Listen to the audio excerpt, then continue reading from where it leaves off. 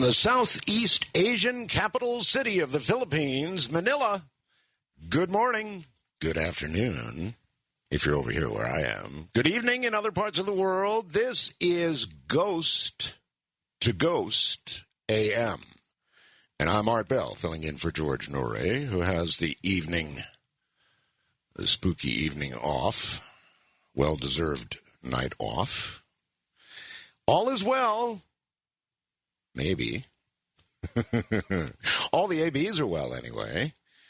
And it is November 1st here in the Philippines in the afternoon. It's All Saints Day here, which actually is a holiday in the Philippines. And most Filipinos will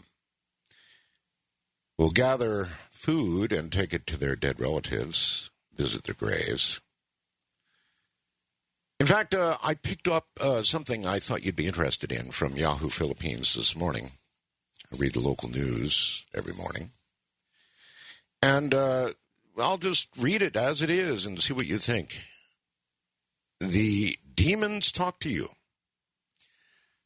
The Reverend Father Michael Joe Zerudo, a parish priest in the Divine Mercy Church and a real-life exorcist, describes what demons do during an actual exorcism. He is an exorcist here in the Philippines. He says that a demon can make a possessed person talk in a foreign language, do bodily contortions, even levitate. The demon is a show-off, he says. The reason why Satan or the demon makes a person do bodily contortions is that he wants to intimidate. When fear sets in, the demon, he says, already has you. Exorcism, indeed, is a very intriguing ritual for us Filipinos, but for the Roman Catholic Church, this has been done since the time of Christ. According to Father Zerudo, maybe somebody I should get as a guest. Exorcism is a sacramental or an official prayer of the Church that is designed to drive away demons from persons, objects, or places possessed or infested by them. In other words, it is a direct confrontation with the devil, ordering him to go back to hell. Exorcism dates back to the time when Jesus Christ himself drives away demons. He gave his disciples basically two powers, one to heal the sick, number two, to drive away demons. So here you have the beginnings, says Father Zerudo, of exorcisms. In fact, way back in 1614, the Roman Catholic Church compiled prayers of exorcisms and even made changes, and I didn't know this, in 1999. Father Zerudo adds that not anyone can perform the ritual in the church. The bishop does exorcisms because he possesses the fullness of the priesthood and the holy orders, but a bishop can also designate this power to priests, and that is how Father Zerudo became an exorcist. Filipinos often mistake possession with exorcism. Possession refers to cases wherein demons go into the body of a person, while exorcism is the ritual. Also, contrary to popular belief, exorcists do not necessarily see dead people. The ritual is very delicate, can even be dangerous. This is the reason why exorcists first ask the person to undergo a psychiatric evaluation before the exorcism. The exorcist will interview the person and try and find out how the devil made the claim of that person's body. They then ask the person to confess and fix his or her relationship with the Lord. On the day of the actual ritual, both the exorcist and the possessed person are asked to fast. The exorcist also celebrates Mass. At the start of exorcism, Father Zerudo says, the exorcist prays the litany of sins, reads out a gospel passage and a psalm. Then the priest asks the demon's name, when it entered the body, when it will leave. He adds, when the demon answers back, the demon is hurting the most. Sometimes he refuses to give his name and just leaves without giving his name. In rare instances, the demon becomes stubborn and won't get out. The person concerned must have given him a reason to stay, especially when they've tasted favors from the demon according to Father Zerudo. A doctor is present during exorcism to look after the possessed person, while a lawyer is also there to observe the ritual and avoid any legal liabilities. He also says that he is not scared to do exorcism anymore. Faith requires that there is considerable amount of confidence with the Lord. The power to exercise is with the Lord. The Lord is God, while the devil is just a creature. Unfortunately, Father Zerudo says that there are many cases of actual possessions here in the Philippines. That is why he strongly advises people to refrain from being involved with the occult, things like playing with the Ouija board, opening the third eye, that sort of thing. That's the most dangerous thing you could ever do, he said. He also asks people who might suspect possession to seek medical attention first, and not that of faith healers or so-called abueleros. That's kind of like a quack doctor. That's what they call them, but they're quite well respected here in the Philippines. Nevertheless, he says stay away. So there you have it. That's this morning's story on All Saints Day here in the Philippines. And he sounds like he would be a very, very interesting guest, doesn't he? So I'll have to look into that. An exorcist here in the Philippines. I'm Art Bell, and this is Ghost to Ghost AM. That means that when we open the line shortly, it's just going to be you and me. That's it. You're going to have the opportunity to call in and tell a ghost story, a single ghost story. No multiple stories, just one. Pick your best one and tell it like it happened. So the evening through, it'll be all open lines. We are going to use a screener. So you might just give a very short version and try and tantalize my screener, upping your odds of getting through. Rarely do I use a screener, but for the purposes of Ghost to Ghost AM, it does make sense. So say hi to Gina when you call. She'll be the one you have to convince that your story is really, really creepy. With that, we'll take a quick break and be right back. As you may or may not know, I received some ghost stories by email, and I thought this one was appropriate. As you know, I'm a ham operator, got a new license over here in the Philippines. I'm 4F1AB. How's that for appropriate, huh? Pretty cool call. Actually, it's a very cool call that I'm proud of. Had to take the test to get it over here. The Philippine test. 4 Foxtrot 1 Alpha Bravo. Anyway, this relates, so I thought I'd read it. My father, this comes from Dale in Lincoln, Nebraska. My father was an avid ham radio operator, KA0, and then I'm not going to give the rest of the call letters. He had built a radio shack in the backyard that he used as a getaway, when he wanted to spend some time on the radio. My father died April 22nd of 87 at the age of 53. He had a massive heart attack. About a week and a half after his death, I just needed to get away from all the people coming and going at the house after he died. So I went out to the shack to watch TV and to listen to his radio. It was about 9:20 in the evening, and there was a little local chatter going on, and I was only half listening to that. All of a sudden, I heard someone calling my father's call sign. Not having a ham license, I didn't respond. About 30 minutes later, I heard someone calling for my father. The person who first called him came back to the second person and told them he wasn't around.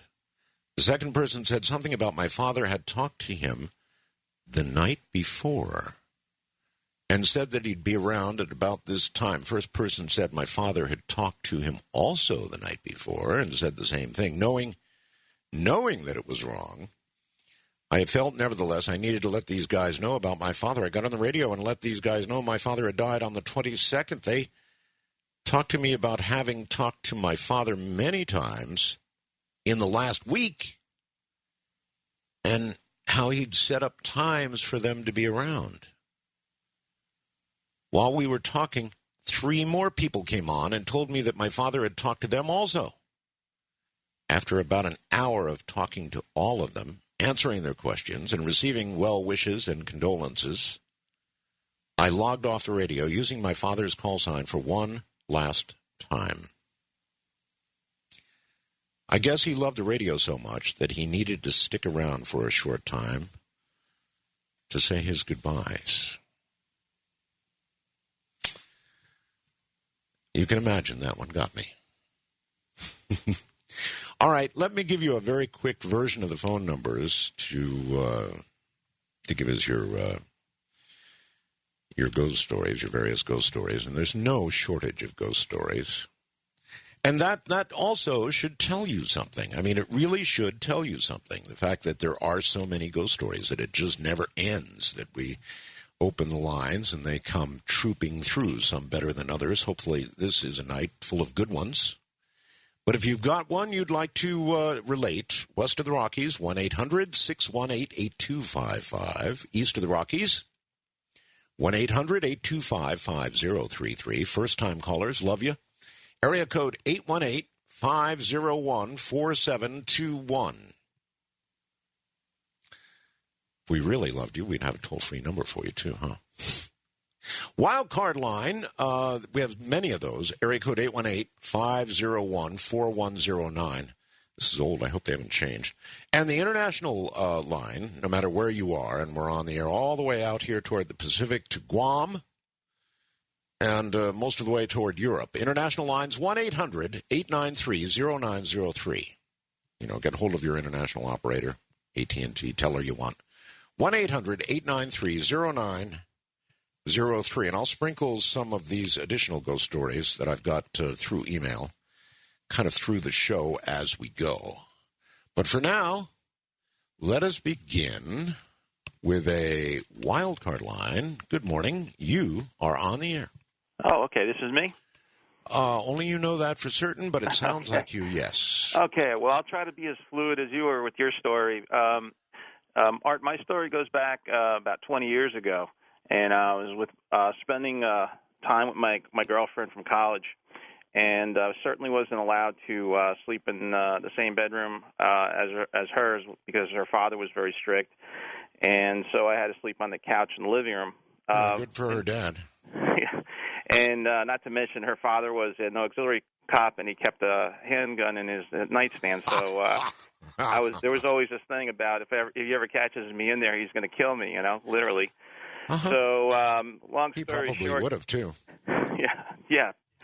So long story short is, one night I'm sleeping on the couch, and I look over her parents' bedroom door is across from the living room. There's a hallway, and then there's his bedroom.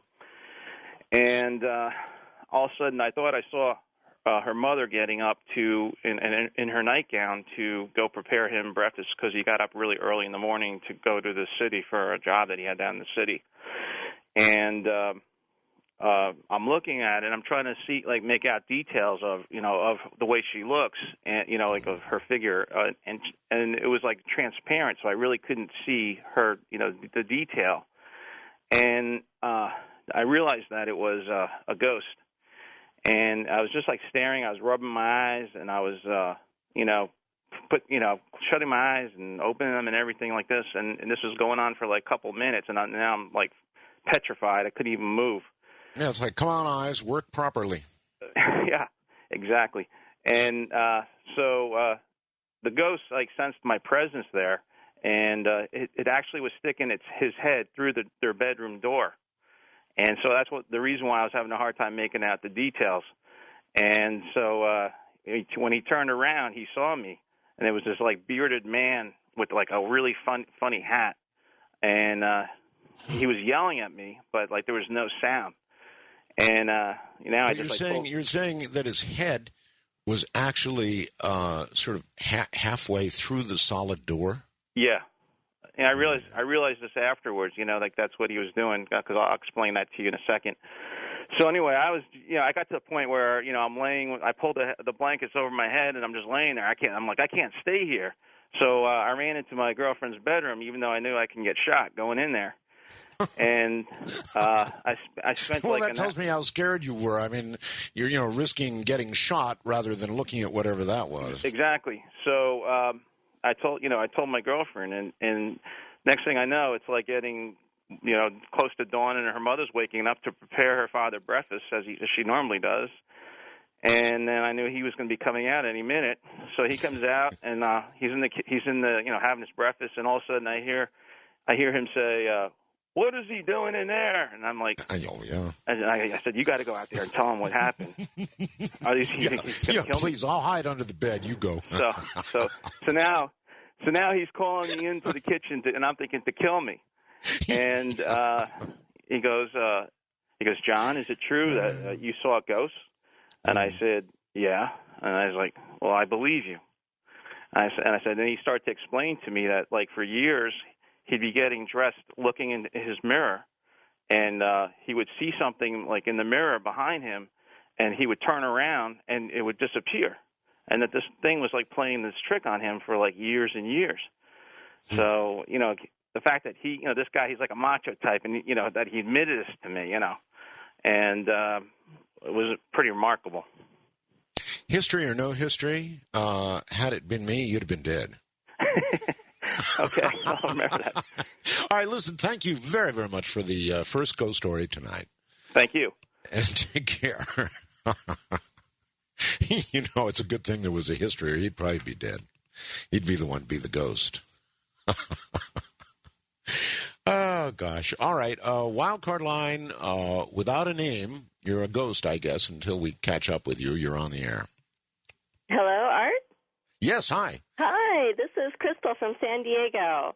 Hello, Crystal. How's San Diego? Eternal springtime, right? Oh, yes. It is beautiful here all the time. We are so spoiled. I know. It's so lovely to talk to you. I listen to the show all the time. Oh, well, thank you. Yeah. All right. You have a ghost story, Crystal. Yes, I do. I grew up in a haunted house. And when I was about 6 years old, I was making my bed. And I would, stand up at the head of the bed and pick up the covers and, pull them up in the air and try to make them fall down flat on the bed. Ah, yes. And I was doing that, and the covers kept falling off to the side. And I would try again and again and again, and they just kept falling off to the side. And I got really frustrated. And I was standing up there, and I just, out of frustration, I said, "Won't somebody please help me with this?" Mm-hmm. And, of course, I knew nobody was going to help me. I'm an only child. My parents are in the living room. They can't hear me. So I was like, okay, one more time. And I grabbed the covers, and I pulled them up into the air. And just as they start to come down, the two corners at the foot of the bed stay up in the air. Oh, my God. And I'm standing there holding my end up, absolutely stunned, just staring at the other end of the blanket staying up in the air. Yeah, somebody was helping. Yes.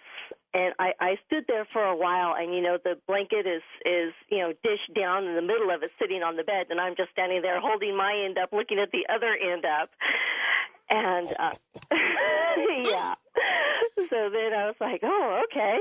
And I put my end down, and just as I put my side down, the other side goes down. And I was really glad that the ghost helped me, and at the same time, scared out of my wits.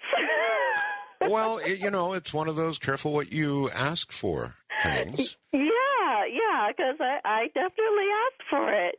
And how old were you at the time? I'm sorry. I was about 6 years old. About 6. Yeah. Such thing never occurs when you're older, when you sort of wish out loud for somebody to assist you in some way or another. Never happens, but for a 6-year-old... I guess from the heart of a child, right? The heart of a child, indeed so. Oh, that's a wonderful story. Thank you very much. You're welcome. Thanks for letting me take care. on. Can you imagine, your covers up, covers come down to one side, then the other side, then the other side. Will someone help me? And then the bottom covers are standing in the air. Now, that would freak you out. Certainly would freak me out.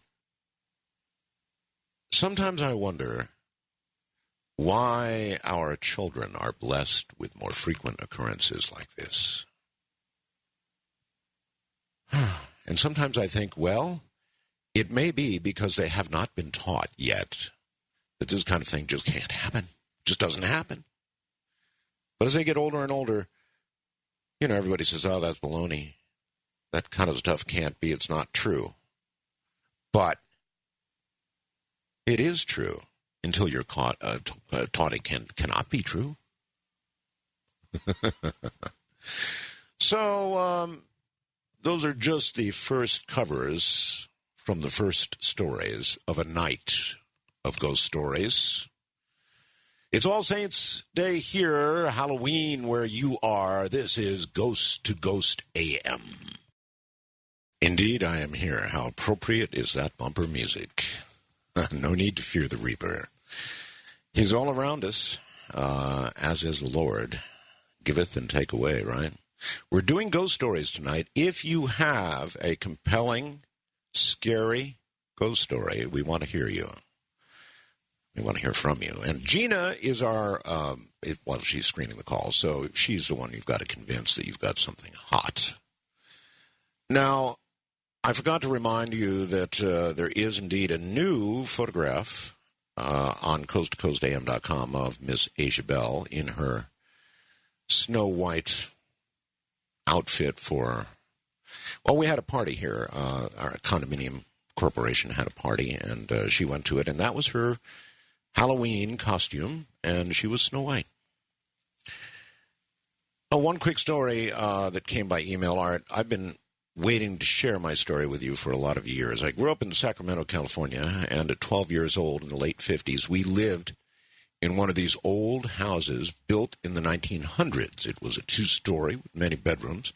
Being one of the oldest of 5 girls. Can you imagine 5 girls? I've got one. Imagining 5 is terrifying in itself. I got my own room, she says. Us girls always had some sibling conflicts going on. We weren't very gentle with each other. It was a warm, moonlit night. My bed faced the window. I had the window open. Light from outside slightly lit up the room so you could make things out in the room. I was under the sheet, not asleep yet. Looked at the foot of my bed, saw what I thought was one of my sisters sitting there. My sister was about the same age, 8 years old, and also had long brown hair. This girl was wearing a white dress, lots of ruffles, sort of olden style, just sitting there at the edge of my bed with her back to me, looking out the window. And I said, "What are you doing?" "Get off my bed." She didn't move. She did nothing. I said again, "Get off my bed," this time with my foot under the cover. I aimed my foot at her back and her bottom to shove her off. Or my foot went right through her into the air. I gasped in shock, too afraid to scream, pulled the covers over my head, too scared to move, not knowing what I saw. From that point on, I was terrified something was going to happen to my sister. I never told anyone into my adult life years later. Over the years, my father told us the family who had lived there before us had lost a little girl. Took me years to put it all together, but now I know that's who I was trying to shove off my bed. That's from Deanie, by the way. Did you know there was a ghost story associated with Ted Bundy? We'll get to that one. Wildcard line, you're on the air. Good morning. Where are you, please? Hi. Hi. I'm in southeastern Oregon. Okay. And the story I have is about 15, 16 years old. I was 20, and right after first getting married, I was in central Florida, south of my hometown of St. Augustine. And being from a native family there for many years, I'm a Menorcan, and we kind of study our history and know who we all are, and the fact that, there was lots of traitors and things. And that's why this story is so detrimental to me. I mean, since then I've had a lot of encounters, but they've all been pretty positive. And the first encounter I had was a murderous encounter. And I had an apparition try to kill me when I was 19, 20 years old. Laying in bed, my father-in-law's house after being married. It was the holidays in the back room, and the room we were in was kind of small, and kind of had to enter the room around the dresser, which was right at the edge of the threshold of the door, late at night, probably close to midnight like it is now, and ambient light from the hallway and the bathroom so people could see to get around the house. And I'm laying in bed thinking about the holiday season that's coming in, the family that I'm meeting that I haven't met before and things like that. And I see this body open the edge of the door and enter the room, and instead of stepping around the dresser, which is how you would have to get to the edge of the bed where I was, it just kind of passed through the dresser. Oh. I'm looking into the dark, and all I can see is this dark figure with the light behind it, and my eyes are focusing, and it's dark hair and kind of a ceremonial-looking headdress, similar to the most popular picture of Osceola, with the white banner and the feather hanging off of it, and he's wearing white clothing like a French trader would maybe give to somebody for what animal furs they might have. And I'm looking really hard at this, and I'm thinking, well, this is one of the members of the family, and they're in a towel, got a towel around their head, just came out of the shower or something, and maybe nightgown, and coming to say goodnight to my wife. And I looked, and he's holding a bone knife, and a quite large knife, and at that time I'm just motionless. I can't move. I don't even know if I was breathing, but my eyes were wide open, and I'm staring at this thing. And he's raising the knife. It's clear he's coming for me, and I didn't know what to do. So I screamed and I reached out. And as I reached out, it was gone. I get up, turn the light on. My father-in-law gets up. I screamed loud enough it woke everybody in the house up who may have been sleeping. And he's going through the house with a pistol and looking around for any intruder or anything like that. Nobody there. I spent quite a few days just trying to remember and get this. You have to wonder, if he hadn't disappeared, and he had in fact killed you, there might have been no sign that it was a murder at all. In other words, that ceremonial bone knife might have gone into you, and I don't know, when the coroner looked at you, it might have been just another heart attack.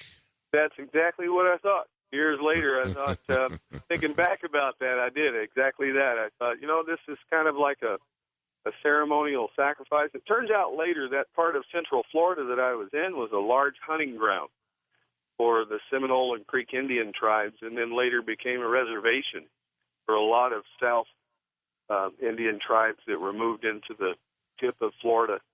Yeah, maybe they weren't so pleased. I wonder if maybe he wasn't mad that we were there.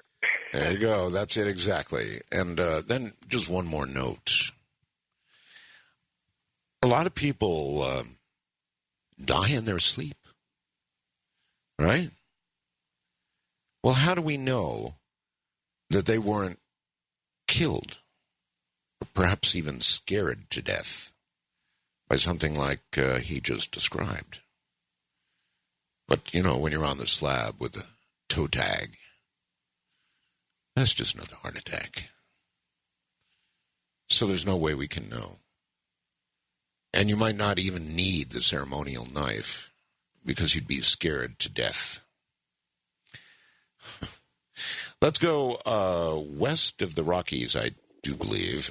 You're on the air. Good morning. Hello. Hi. How's it going, Art Bell? I'm sorry, say again, hon? Hello, how's it going, Art Bell? It's going just fine. What is your name, first name? My name is Lily, and I'm in Anchorage. Anchorage, Alaska. Mm-hmm. Okay. Yep. And so my story is, in 2007, I was 6, and I had to stay home from school. So I had to go downstairs with my grandma, which is, our houses are on top of each other, kind of like a condo or something. Right. And so I was on her bed, and there's this hall between her office and her bedroom. And then at the end of the hall, there's this bathroom, and I see this man. He was kind of transparent, and I'm like, what the heck? Who's in the house?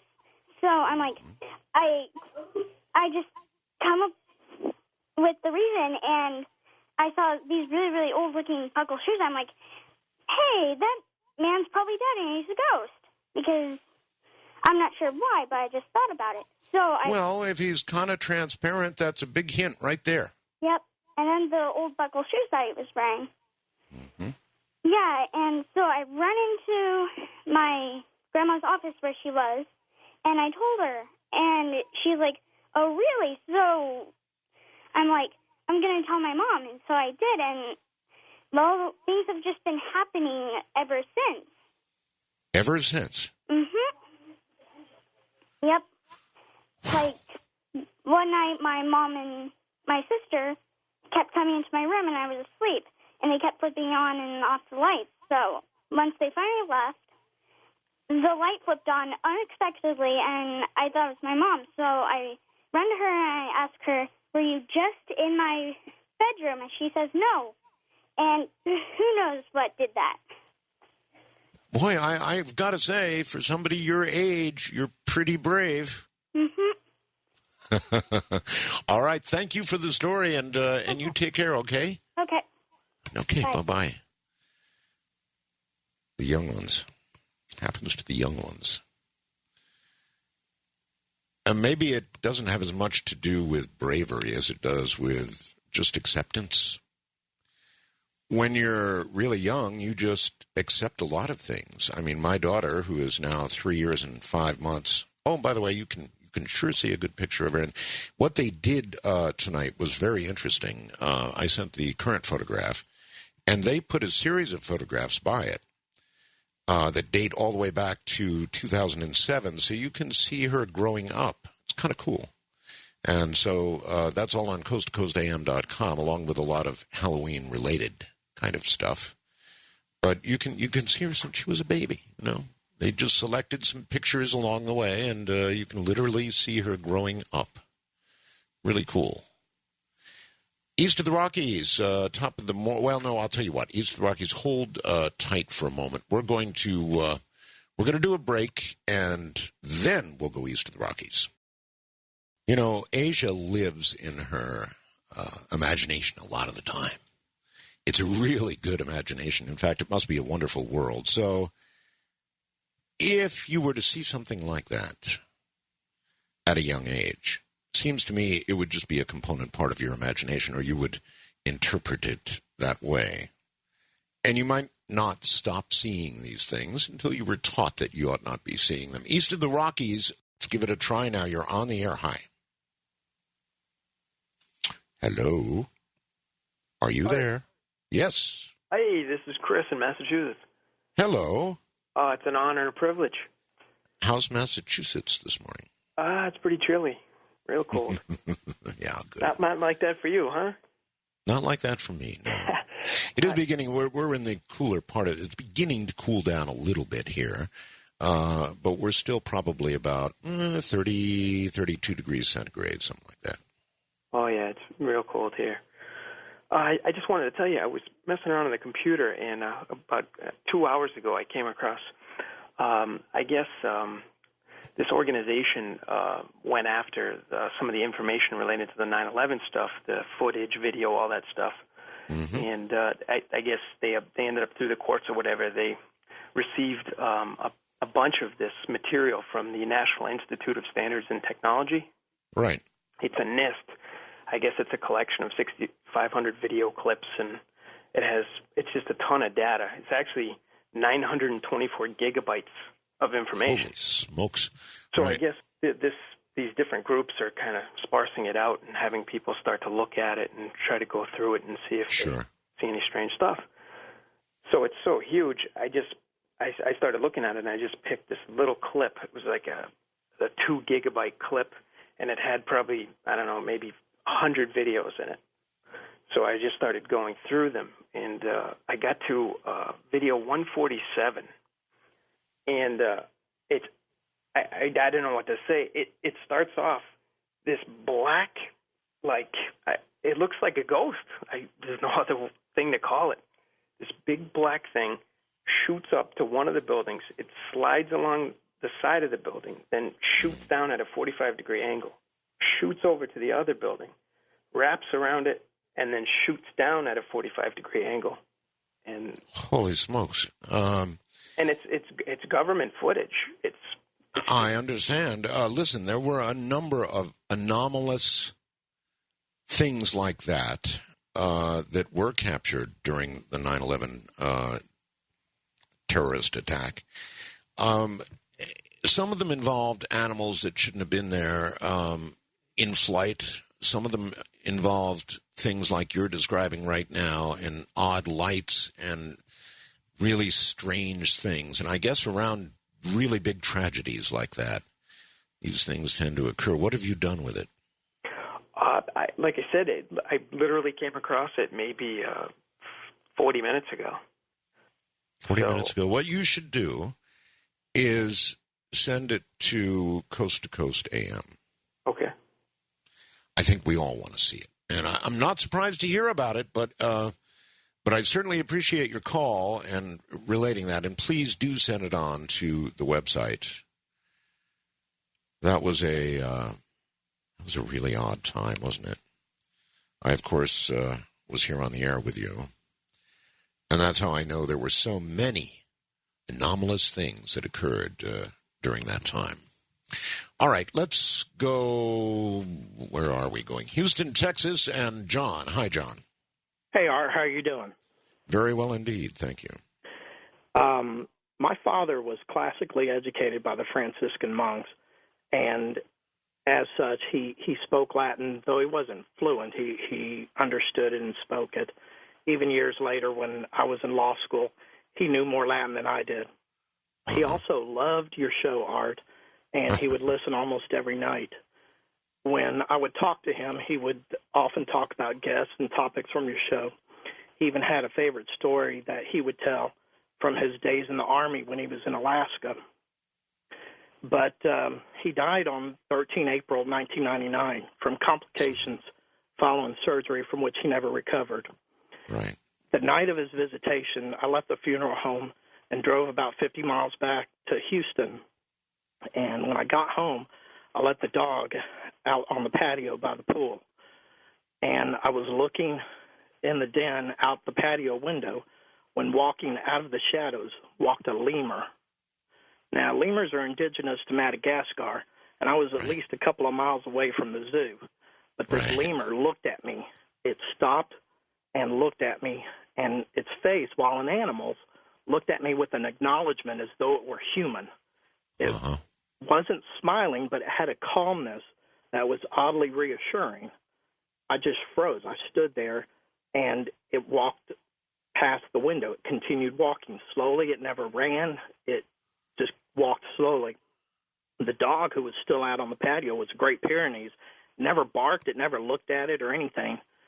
And the lemur just walked on past the patio door, but it never stopped. When I ran past the patio door and ran to the kitchen to look out the window to see where it went, I couldn't see it anymore. And so I went on the internet to verify that what I saw was indeed a lemur. And the pictures confirmed it was a lemur. But then I read something really chilling, and that was that the word lemur comes from the Latin word lemure, which means walking dead. Wow. Well, there are many times strange animal appearances associated with the death of somebody close or a loved one. In my father's case, a bat came to us. And that bat stayed all day and then left that night. It was so odd. So I'm not surprised, but I'm sure that you'll never forget it. Well, I certainly believe that my father chose to come to me as that lemur to let me know and assure me that he was okay. Either that's the case or that's what your mind decided it meant. Either way, it certainly was reassuring. That's a wonderful story. Thank you. You're welcome. Right, take care. That really is quite a story. And I bet there's a million stories like that out there. On the morning of my father's passing, a bat came to us, just really odd, out in the desert, landed right on our porch in the sun. He was okay. The bat was okay. There was nothing wrong with that bat. He just decided to land right on our porch, right in front of our front door, We picked him up. That's right, we picked him up and carried him to the shade where he remained during the day. And then that night, once the sun had set and the desert was quiet, he flew away. But he stayed all day long on the day of my father's death. This is Ghost to Ghost AM. Good morning, everybody. It is Ghost to Ghost AM. All we're doing is telling ghost stories. If you've got a good one, and I mean a good one, then give us a call. Try and scare Gina. She's a call screener. If you can scare Gina, you'll get on the air. George, during the break, was talking about constructed terrorism for the purpose of, well, taking rights. And while I don't totally subscribe to that theory, I do want to reference something for you. If you want something that'll send a chill down your spine, go back and watch the movie The Long Kiss Good Night. Gina Rowlands. The Long Kiss Good Night. There is a line in there. It was made, I think, back in 96, 97, 96, I think. And there was a line in there about the trade centers, and, well, if they didn't get it right the first time, they'd just have to do it again and kill 4,000 people. And it was really, really eerie. And it was said by somebody who, in that movie, represented some rogue part of the government. And they wanted to do this so they could, prosecute the war on terror with more fervor. It is a freaky line. It's in Long Kiss Goodnight. Check it out. Then there's this. Ted Bundy, one of the most savage, awful serial killers in America's history. In April of 2001, a guard retired from the Florida State Prison at Relford, Florida. It was with the condition that no one reveal his name. He told his story to a Tampa newspaper reporter, and it was strange and it was spooky.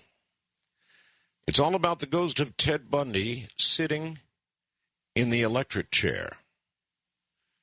Not as he waited to be executed, but after. He stated that shortly after Ted Bundy was put to death in the Florida electric chair, that guards, including himself, would go into the room where the electric chair was located, and there'd Ted be sitting in the chair. He would not be strapped in or anything like that. He'd just be sitting there smiling at whoever came in the room like he knew a secret. When you'd approach the chair or speak, he'd simply vanish. At one point, the former guard said it got so bad that you couldn't get a guard to go into the room. Other guards began to report that they'd see Ted in the area of his former cell where, he spent the last hours of his life. Some claimed he spoke to them, and all reported he said the same thing, which was, "Well, I beat all of you, didn't I?" The former guard said the warden and the warden's staff went guard to guard and told them that any guard who reported what was going on at that prison would find himself out of a job, fired. Several didn't have to be warned. They quit after seeing Ted a time or two.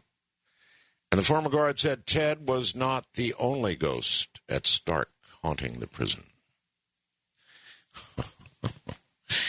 We're going to take a break and get back to your ghost stories.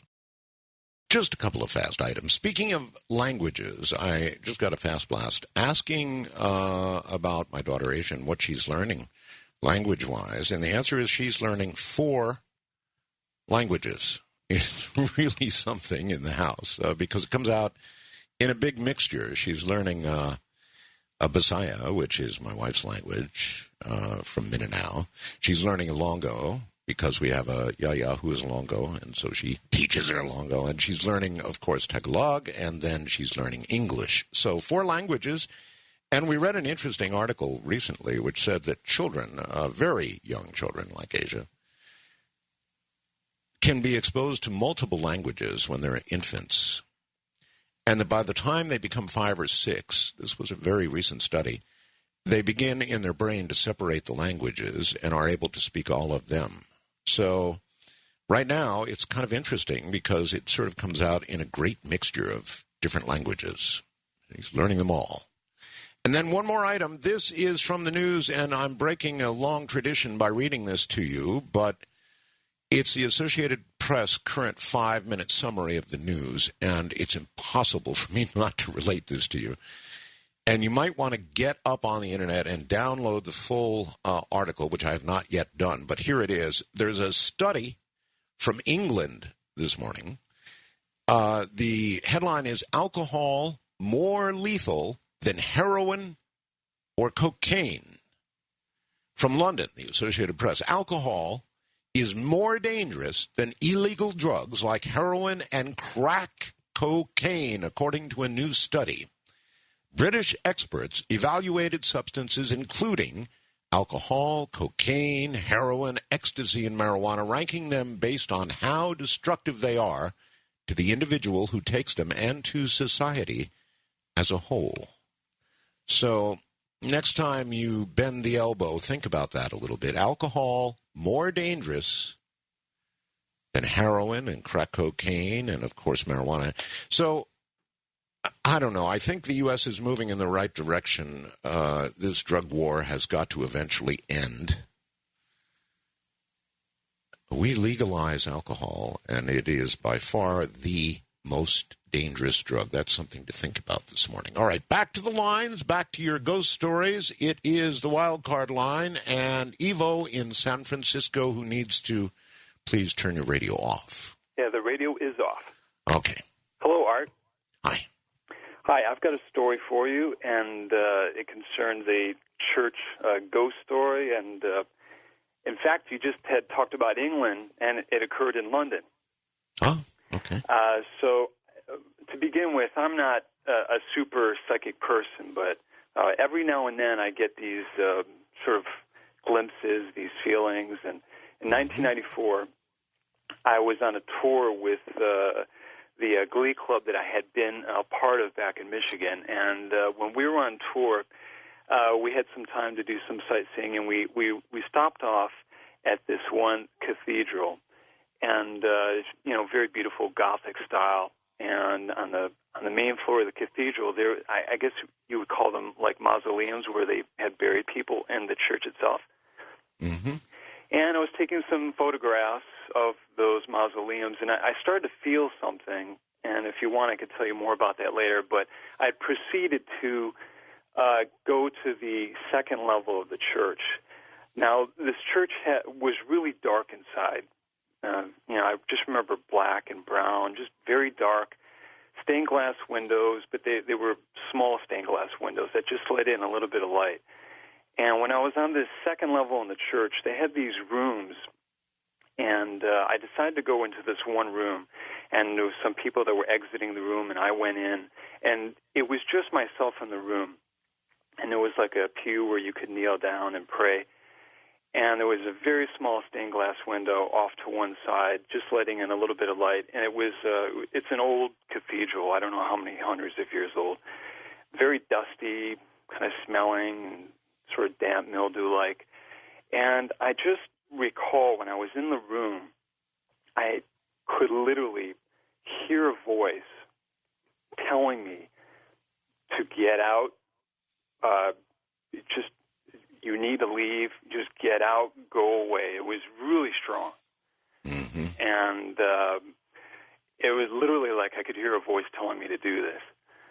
So, I went ahead and did. I felt extremely uncomfortable, and I just felt like this energy was sort of surrounding me. And I said, "Okay, I'm cool. I can hear what you're saying. I'm going to leave." So I left. I was leaving this room, and as I was leaving, there was a couple of buddies that were with me. They were walking down the hallway, and they saw me leaving this room. And I was sort of standing next to the door, and they were looking at me, and they said, "Well, what's up? You look kind of funny." And I said, "Well, you might think this is nuts, but I'm telling you, this.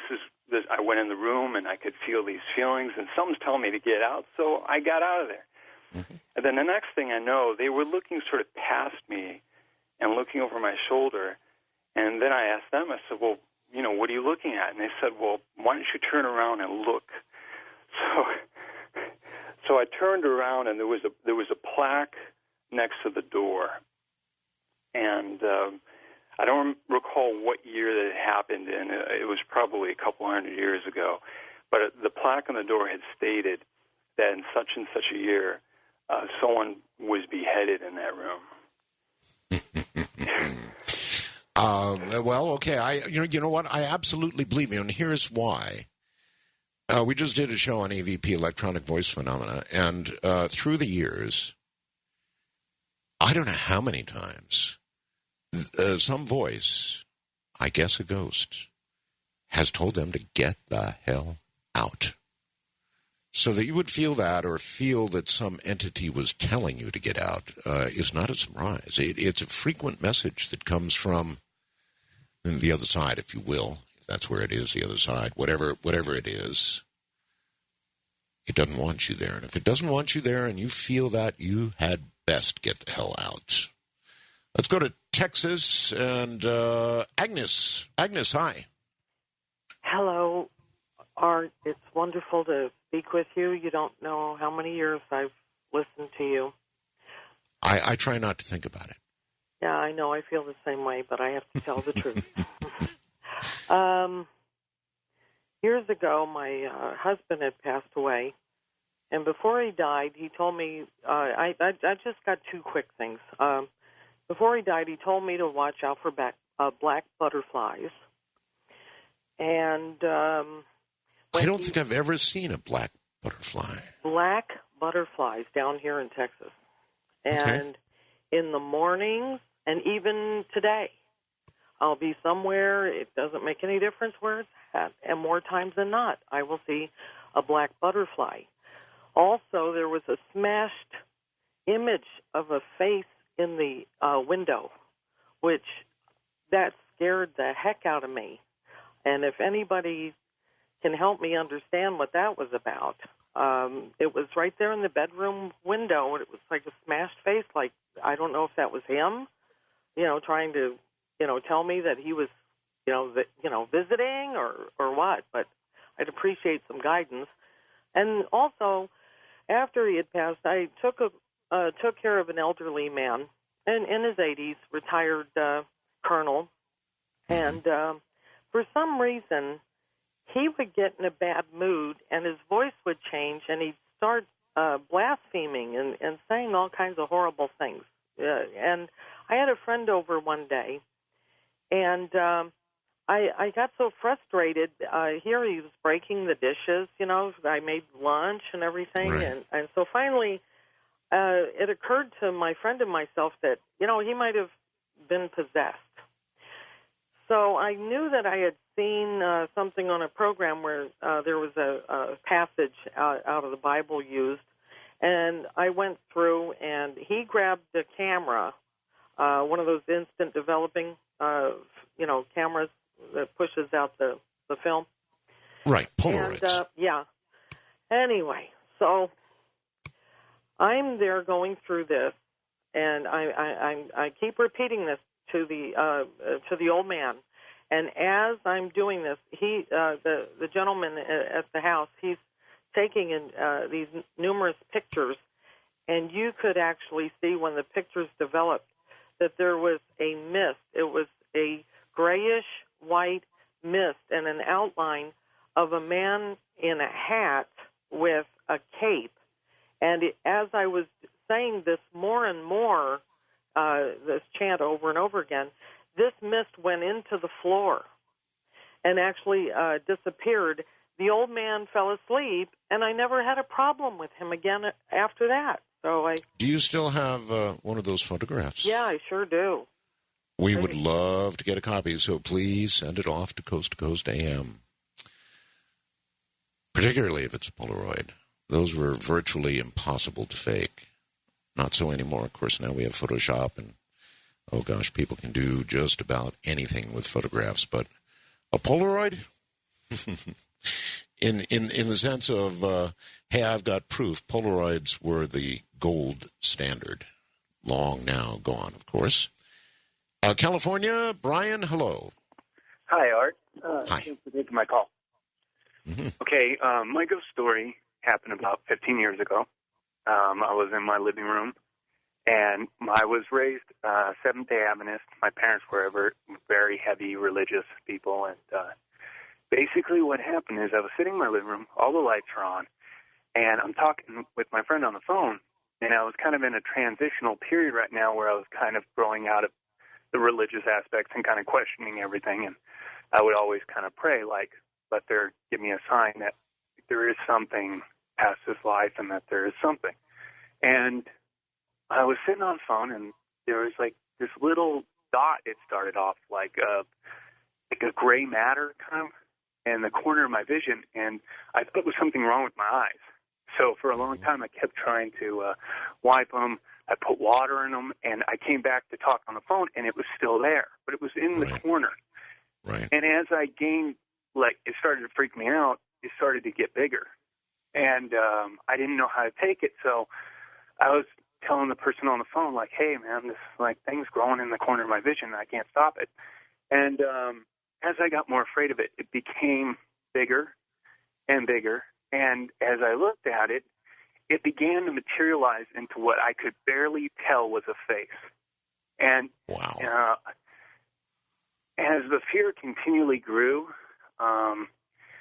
it started to become more relevant in my vision, and I would look at it, and it would take on a newer, clearer form. And from what I could see of its face, it didn't look human. It looked like the best I've been able to explain to family and friends is like a punch doll's face.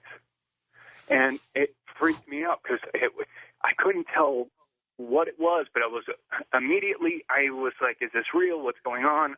And my mind's going in like a million directions. Yeah, boy, this is a new one for me. I've never heard of this, and I do indeed understand what you're talking about. It was something in your eye. In other words, it was in your own vision. How long did it last?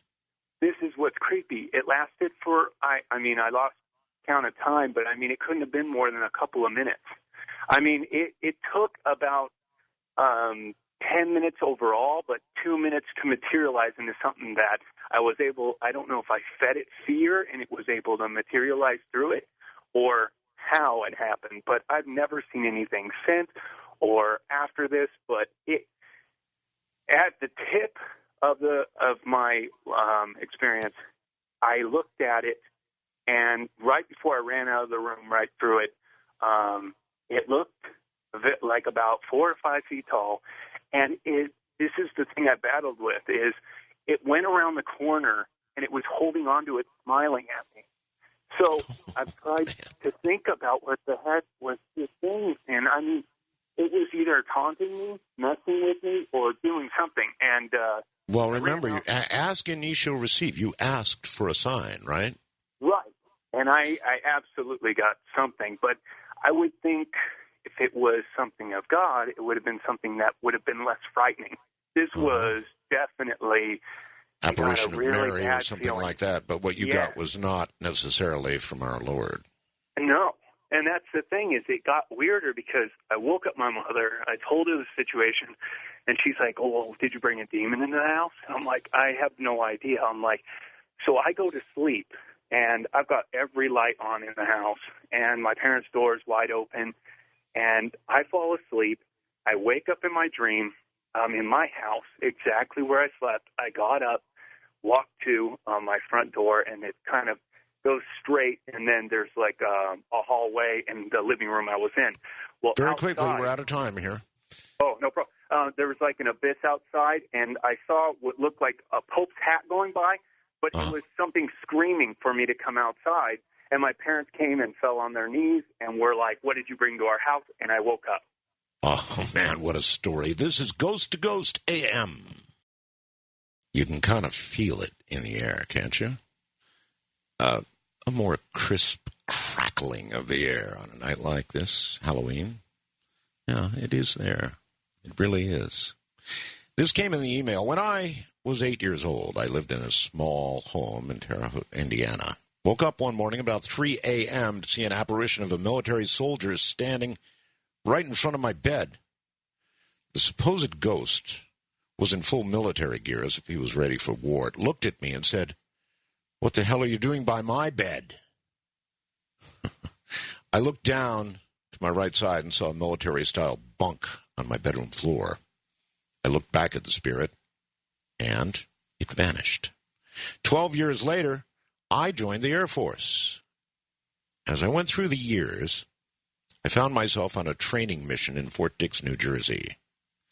One evening, as I was retiring to my bunk, a young airman was going through some of my things near the bed. I asked him, "What the hell are you doing by my bed?"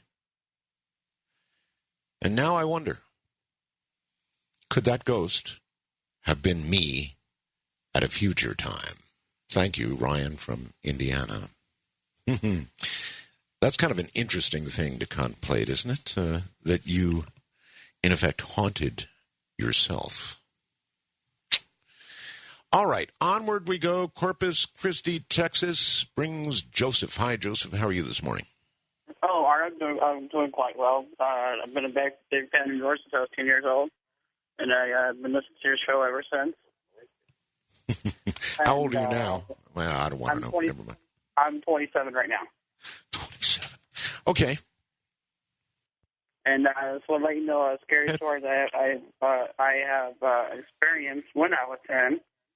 I remember over at my mom's boyfriend's house, I was getting ready to go to sleep. For some reason, I couldn't sleep. I kept tossing and turning all night long. Okay. All right, we're back. It happens every now and then. The ghost in the machine, don't you know? Are you still there? Yes, I'm still here. Okay, you were 10. Yes, I was 10. I was at my mom's boyfriend's house, and trying to go to sleep, but I couldn't fall asleep. And then as soon as I was ready to fall asleep, I saw something that put in my head. It was about 6, 7 feet tall, had a white hood on with a black face, and it looked like it was getting ready to come towards at me. So I was like frozen stiff, didn't know what to do. I pulled the covers on my head. 5 seconds later, it disappeared. So I thought nothing of it. I thought, okay, maybe I've seen things, whatever. Didn't think nothing of it. I let it go. And then 6 months later, it reappeared. And to this day, I can't figure out why it kept reappearing towards me. I was trying to figure out what it is. Okay, well, the last chapter of that story may not have been written, and this may be something that'll be with you all your life. I guess we'll just have to wait and find out. But that does happen. In other words, something that you see, some apparition, can appear years later, and then years later again, and then perhaps years later again, and then finally the meaning of it all will sink in on you. Listen, not that I don't appreciate ghost stories. I certainly do. Better buy a real phone. If you have a choice to use a cell phone or a real phone, use a real phone. It sounds so very much better on the air. But I understand there are some of you who, well, have no choice. It's a cellular world we live in now. Chicago brings Greg. Good morning, Greg. Hey, good morning, Art. How are you doing? Very well indeed. Thank you. I am part of that new generation. I have a cell phone only, no regular landline phone. But anyways, so I was calling actually a week ago, Sunday. I photographed what I consider to be a ghost. I'm going around the city of Chicago photographing. I don't know if you know, probably you do, that there's quite the murder rampage going on right now in Chicago. And so I'm photographing all the different murder scenes.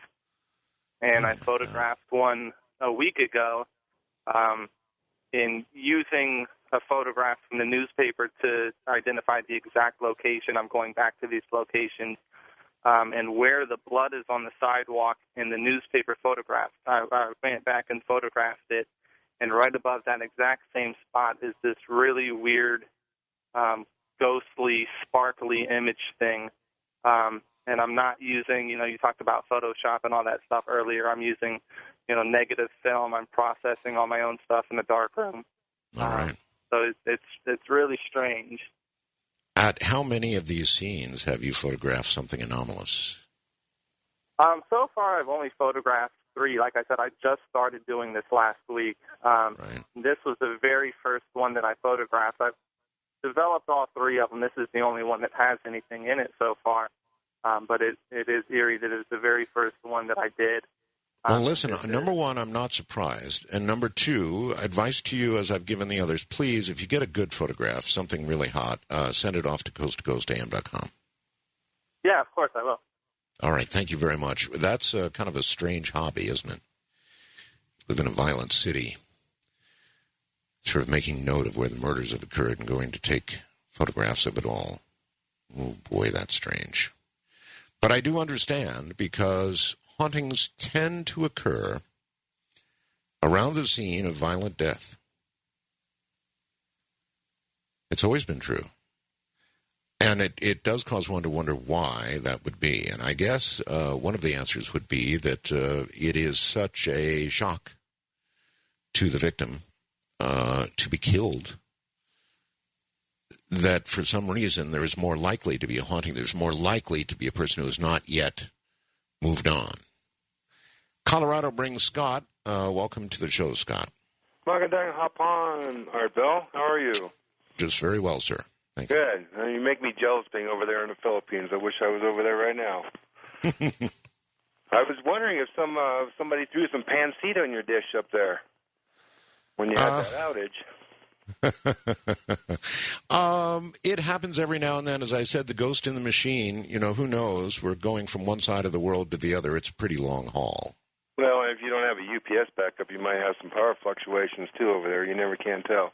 But anyway, my experience happened actually there in the Philippines in Bayawan City, which is in Negros Oriental. Down in Mindanao. Mm-hmm. Well, yeah. But anyways, I had a girlfriend over there staying in her house, and I always wanted to walk across this rice field, which they had a path and a little bridge and stuff like that, out over to the ocean. And she's like, no, the mumu, which is witch. That's their name for witch. I said, oh, come on, I'll be fine. She says, no. I said, okay, we'll go tonight. No. So I talked her in going over there, and we walked down this path, and we got to a little wooden bridge. She goes, oh, look at the little fishes. So we both got on our hands and knees on this little bridge, looking at this little pool off to the side of the stream at the fish, and all of a sudden there was a third image behind us, like another person. I whipped around, and of course the image was gone. And at that time, I fell in the water. She grabbed a hold of me and fell in the water at the same time. She goes, what was that? What did you whip around for? So I told her. She goes, well, that was probably my grandmother. I said, no, your grandmother? And she goes, yeah. She's been known to be seen around here. So I didn't think much of it, and I said, okay, her and her moo-moo and her grandma and all this stuff. So later that evening, after having much too much Tanduay, which is the number one rum, the houses are very close together, and right next to her place, there's probably about 6 foot span between the walls, is her cousin Marvin's. So I had to get up out of bed and go to the bathroom, and he had a little night light on, and so I'm going to the bathroom, and there's the little window with the grill and stuff like that, and I kind of peered over to see if anybody was up at Marvin's or if they were looking over or whatever, and all of a sudden this image appears again in the window, and it starts merging through the wall. And I'm going, what? Who are you? Get out of here! I'm still drunk on Tanduay, And after a couple of these shouts, stuff like that, about that time the door opens to the CR, which is comfort room or bathroom for those who don't know. And I was so startled that it whipped around, and of course it was my girlfriend, except she startled me in the middle of going to the bathroom. So guess what? She got soaked. But anyway, that was my story. Didn't have much experience of that anymore, but it was kind of interesting. Well, just remember, alcohol is more dangerous to your health, according to a brand new study. By the way, you ought to go up to the Associated Press and get that story before somebody yanks it. More dangerous than crack cocaine and heroin and you name it. The most dangerous drug is kind of the way I interpret it. That's quite a story, and I doubt that the powers that be will allow it to remain that long in the news. So I would grab it while you can. And speaking of while you can, let's take a break. We'll be right back. Well, all right, back to it we go. This is Ghost to Ghost AM. It's a night when all we do is take ghost stories, your ghost stories, things that have happened to you. And with that, we go to Robert in Atlanta, Georgia, the air hub of the U.S. How you doing? Pretty good, Art. How you doing? Fine. Huge fan ever since I heard you back in '96 interviewing the intergalactic vampire out of Jupiter. Sounds like you're off on another planet right now. You need to get closer to the base of your phone there. All right. How's this better? Little better. Okay. We'll try that there. All right. My 3-year-old, by the way, is a huge fan of the show. He refers to you as the Boo Man or the Boo Guy. He loves you. First time he ever heard your show was a Halloween one, the ghost stories. He loved it. Anyway, I'll just go into the story here. It started, this was years ago, when I had married my wife to the house we were living in. Her ex-husband was living with some friends of theirs, about 2 or 3 houses down from us. And every so often, we'd come down, and we could see strange candles lit up in their house and stuff drawn in their driveway in chalk. Come to find out that these folks have been dabbling in Thelemic occult instead of that, Anton LaVey devil stuff. Oh, yes. Yeah, the really good, scary stuff. And every night that they had those candles lit, something strange happened in our house. We would have orbs tracking all over the place for hours, footsteps you could hear in the middle of the night all over the property, just unexplainable things. And then it all came to a head about maybe 3 or 4 months later when we were both at home. It was about 9 o'clock at night, and there was just a bang on the roof of our house. Like, what's going on? The winds have been kind of high, so I thought a tree branch had, crashed into the roof. Yeah. So I climbed up on the roof, no tree branch. Everything's fine. As I'm coming down, the bang happens again. What the heck is going on here? My wife heard it. She thought I was messing around. I thought she was messing around, making all that noise. And so I'm outside smoking a cigarette. I know, very bad. But I see across the street into the woods, there's some kind of large, shadowy, human-sized mass, but it's looking about a good 8 or 9 feet tall, and it's moving around back and forth. It's like, so black that all the night's drawn into it, so to speak. And I'm like, all right, hon, you got to come out here and see this. I go to get her, come back, it's gone. This happens 2 or 3 times. Finally, she comes out there with me. We're both talking. We see it. It's not walking around in the woods this time. It's running. At this point, though, it's running across the street. And the shadow, as soon as it hit light, the shadowy form of it just kind of evaporated, but it almost, is invisible. But you can still hear the footsteps from it, slapping very hard. In fact, by the time it hit our driveway, I can feel the vibrations on our front porch. We both run into the house. As I'm slamming the door behind me, I'm just sitting here, calling out a scripture, in the name of Jesus Christ, I bind the evil spirit and all this. And it stopped. And I'm like, okay. So I'm just walking around the entire, property doing that whole thing, trying to, claim it and all that stuff, trying to cast out spirits. And fortunately, that stuff never really ever happened again. But that was the most terrifying thing I've ever seen because you could hear grunting from it. And it people call things to be. And apparently your neighbors called this thing, I don't want to say to life, to earth, I suppose. Neighbors. People who dabble in that kind of thing frequently live to regret it. You just never know what's going to walk through that door, do you? Northern Arkansas brings Maggie. Hi, Maggie. Hi, Art. How are you? I'm just fine. I wish you were on the radio more. Thank you. Anyway, my story is about my best friend. He was 47, and he died suddenly. He was also in an anoxic coma. That means he had been without oxygen for too long. So brain dead or partially brain dead? Well, they said no, but that he wasn't going to recover, and we took him off life support.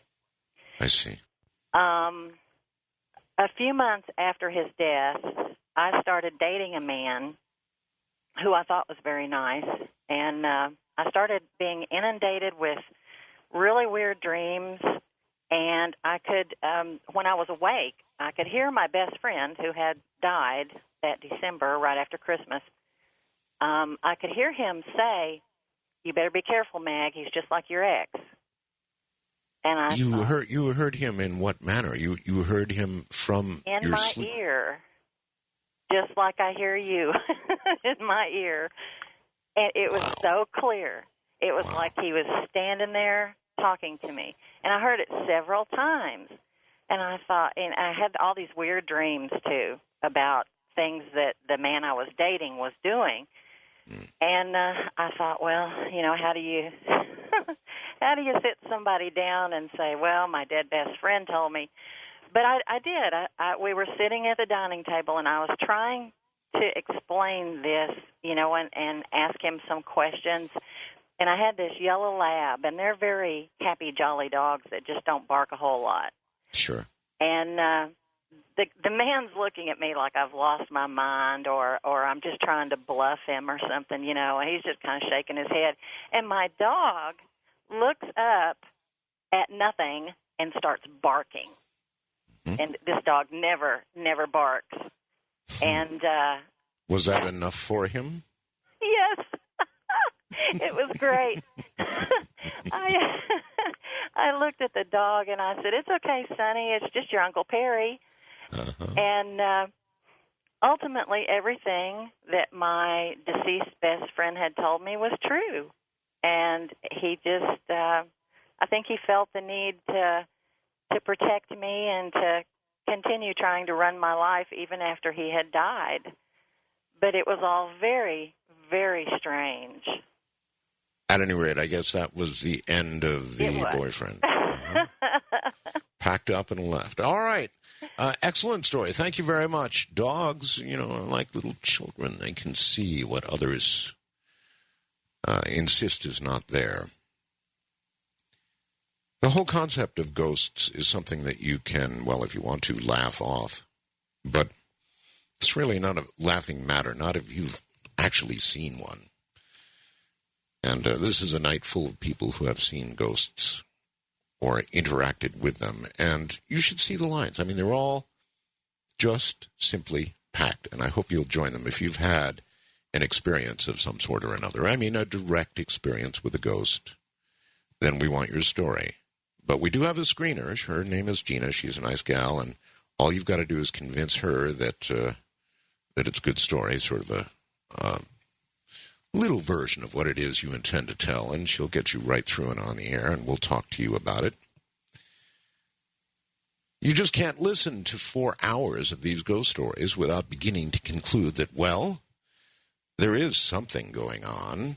Not that people are around forever, but they do tend to stick around, particularly after violent deaths. There are a lot of those. So from Manila in the Philippines, this is Ghost to Ghost AM. Break the chain at your own risk. Good morning, everybody. I am Art Bell, filling in for George Norrie this Halloween Eve. Here, it's All Saints' Day, and my wife will be off running to a mass shortly. Daniel says the following happened to me, Art, about 15 years ago in northern Alberta. My friend Carl and I were walking home down a country road. To get to the pub, we were at the college just out of town. As we walked, we kept hearing a noise from the bushes and the fields. It sounded like someone was following us as we went. Well, finally got to a farmhouse. As we passed, we could just barely see whatever it was in the moonlight, the fence post along the roadway. Something caught my eye. I turned and I looked, and there was a human form, actually standing on one of the posts. I grabbed Carl's arm, and we stopped and watched whatever this was for about 4 or 5 minutes. And all I can say is it looked like a half-dead, emaciated person. And whatever it was doing a strange, slow kind of shaman dance, all the while on top of this pole, and seemed to be staring right at us. We both got the idea together to run like hell. And we ran straight to the cottage and didn't look back. We were petrified. 3 months later, Carl told me one day he was diagnosed with cancer, only given a few months to live. I was devastated. My best friend was dying. Well, I spent a lot of time in his final months with him. Watching someone slowly die of such painful disease was horrible, to say the least. And on my last visit, it became completely clear to me Carl was the man on the pole that night. He was dying in bed, thin, pale, and I tell you, it was him.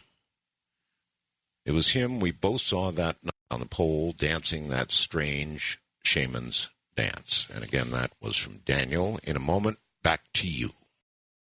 And now the business at hand. All the way from Montreal in Canada is Don. Hi, Don. Hi, Art. It's actually Montreal, Missouri. Montreal, oh, okay. Montreal, Missouri. Sorry. It's okay. Not a problem. But I have a great story. It's a true story. It did happen. Fire away.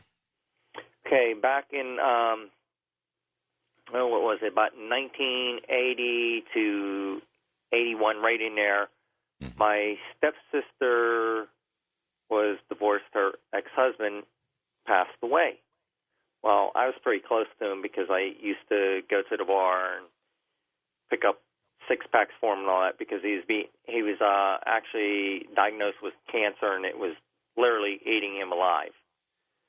So anyways, the day they passed, he was going to be cremated. Well, on that day, my sister was making toast in a toaster oven, like one of those ones that has like a glass window on it, you know what I mean? Oh, yes. Well, anyway, she's wondering what was taking so long.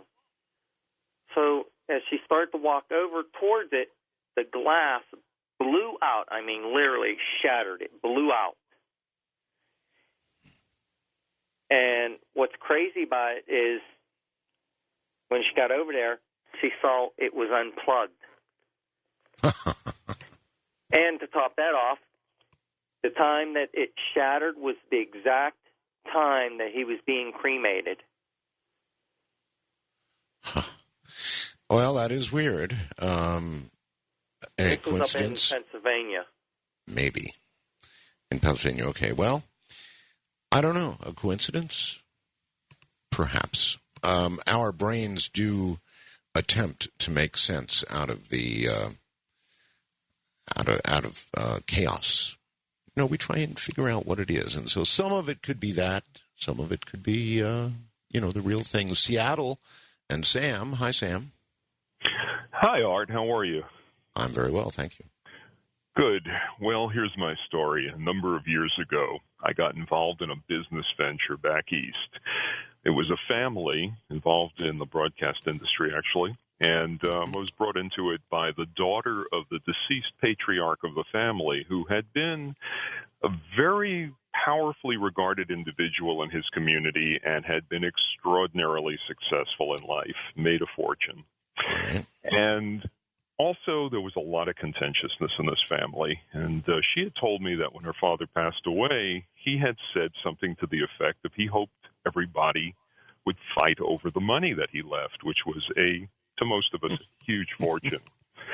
Anyway, he hoped they would. Wait a minute. He hoped they would fight over it. Yes, he hoped they would fight over the money. Yes, that's what he had said. And in any case, I went back there to the home that her father had actually built by hand while he was developing this business.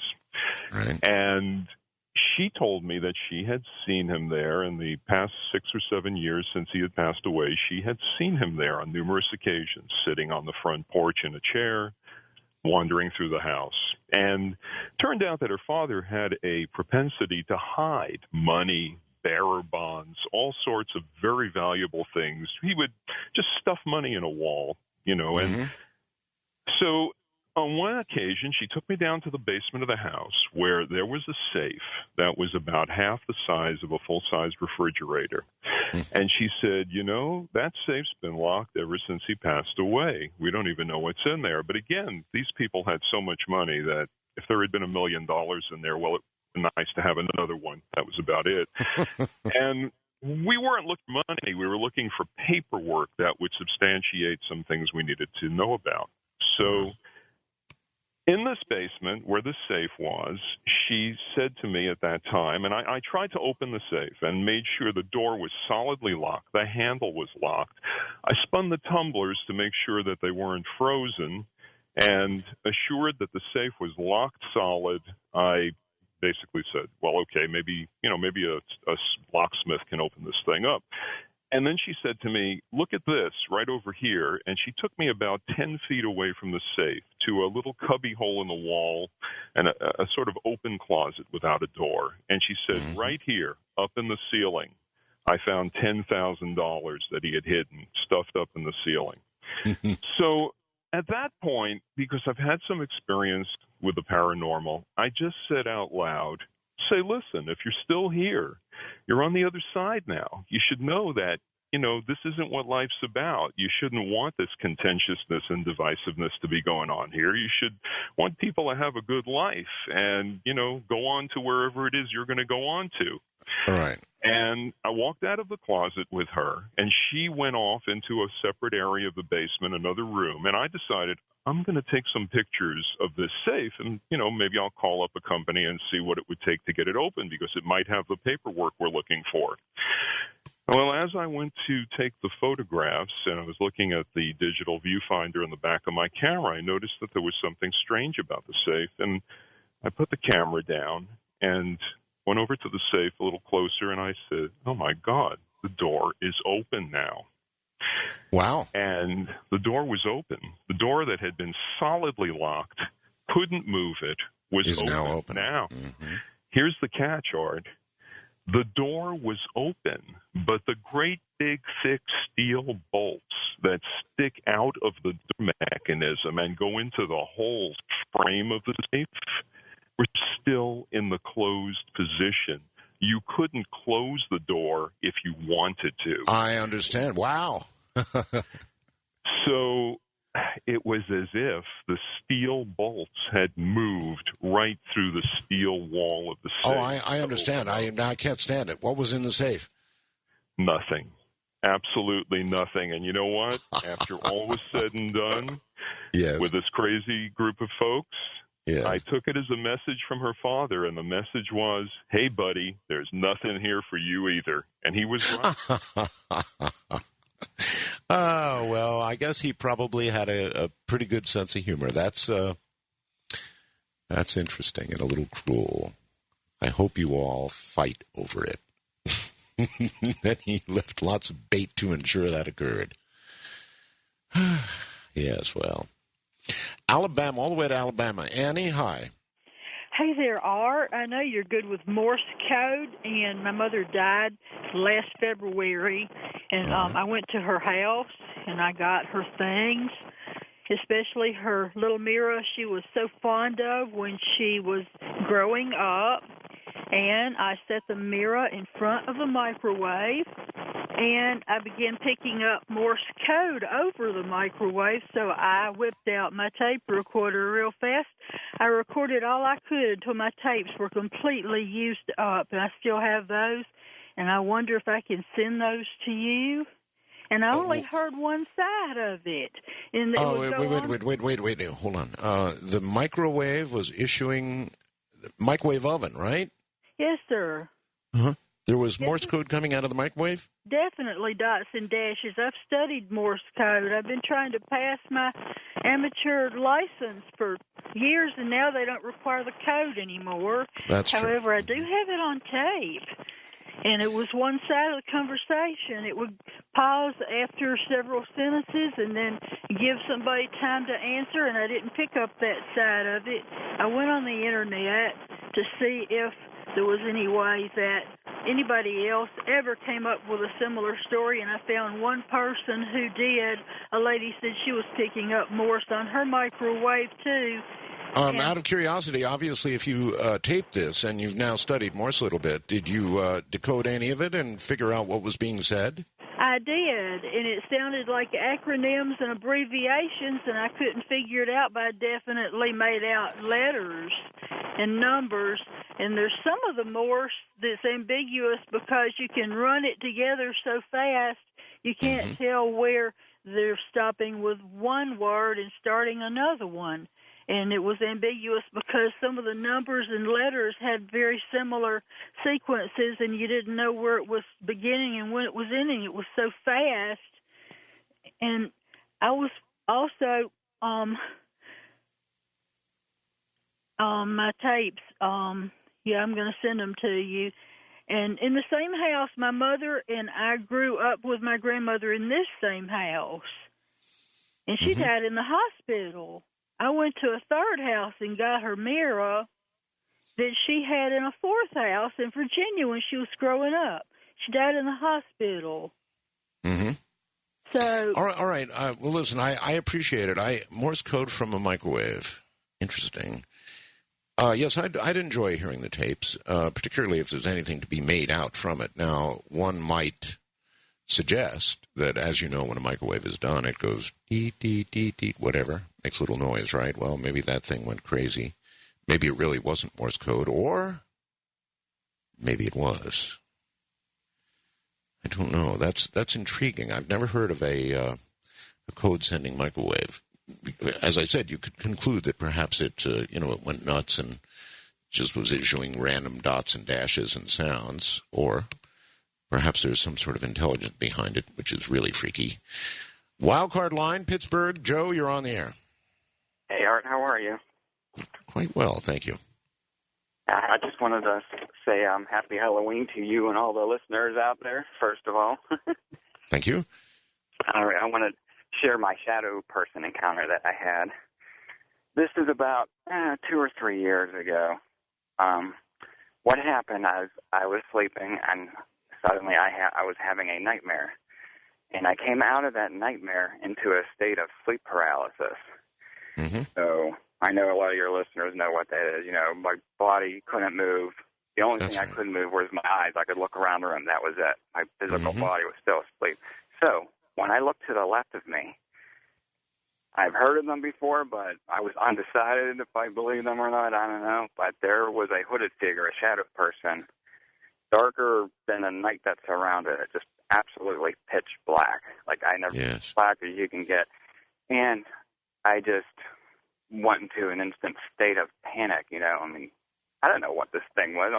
I knew it was a shadow person. I'm like, wow, they are real, but I was just so afraid of this thing. So the interesting thing, though, is how I got rid of it.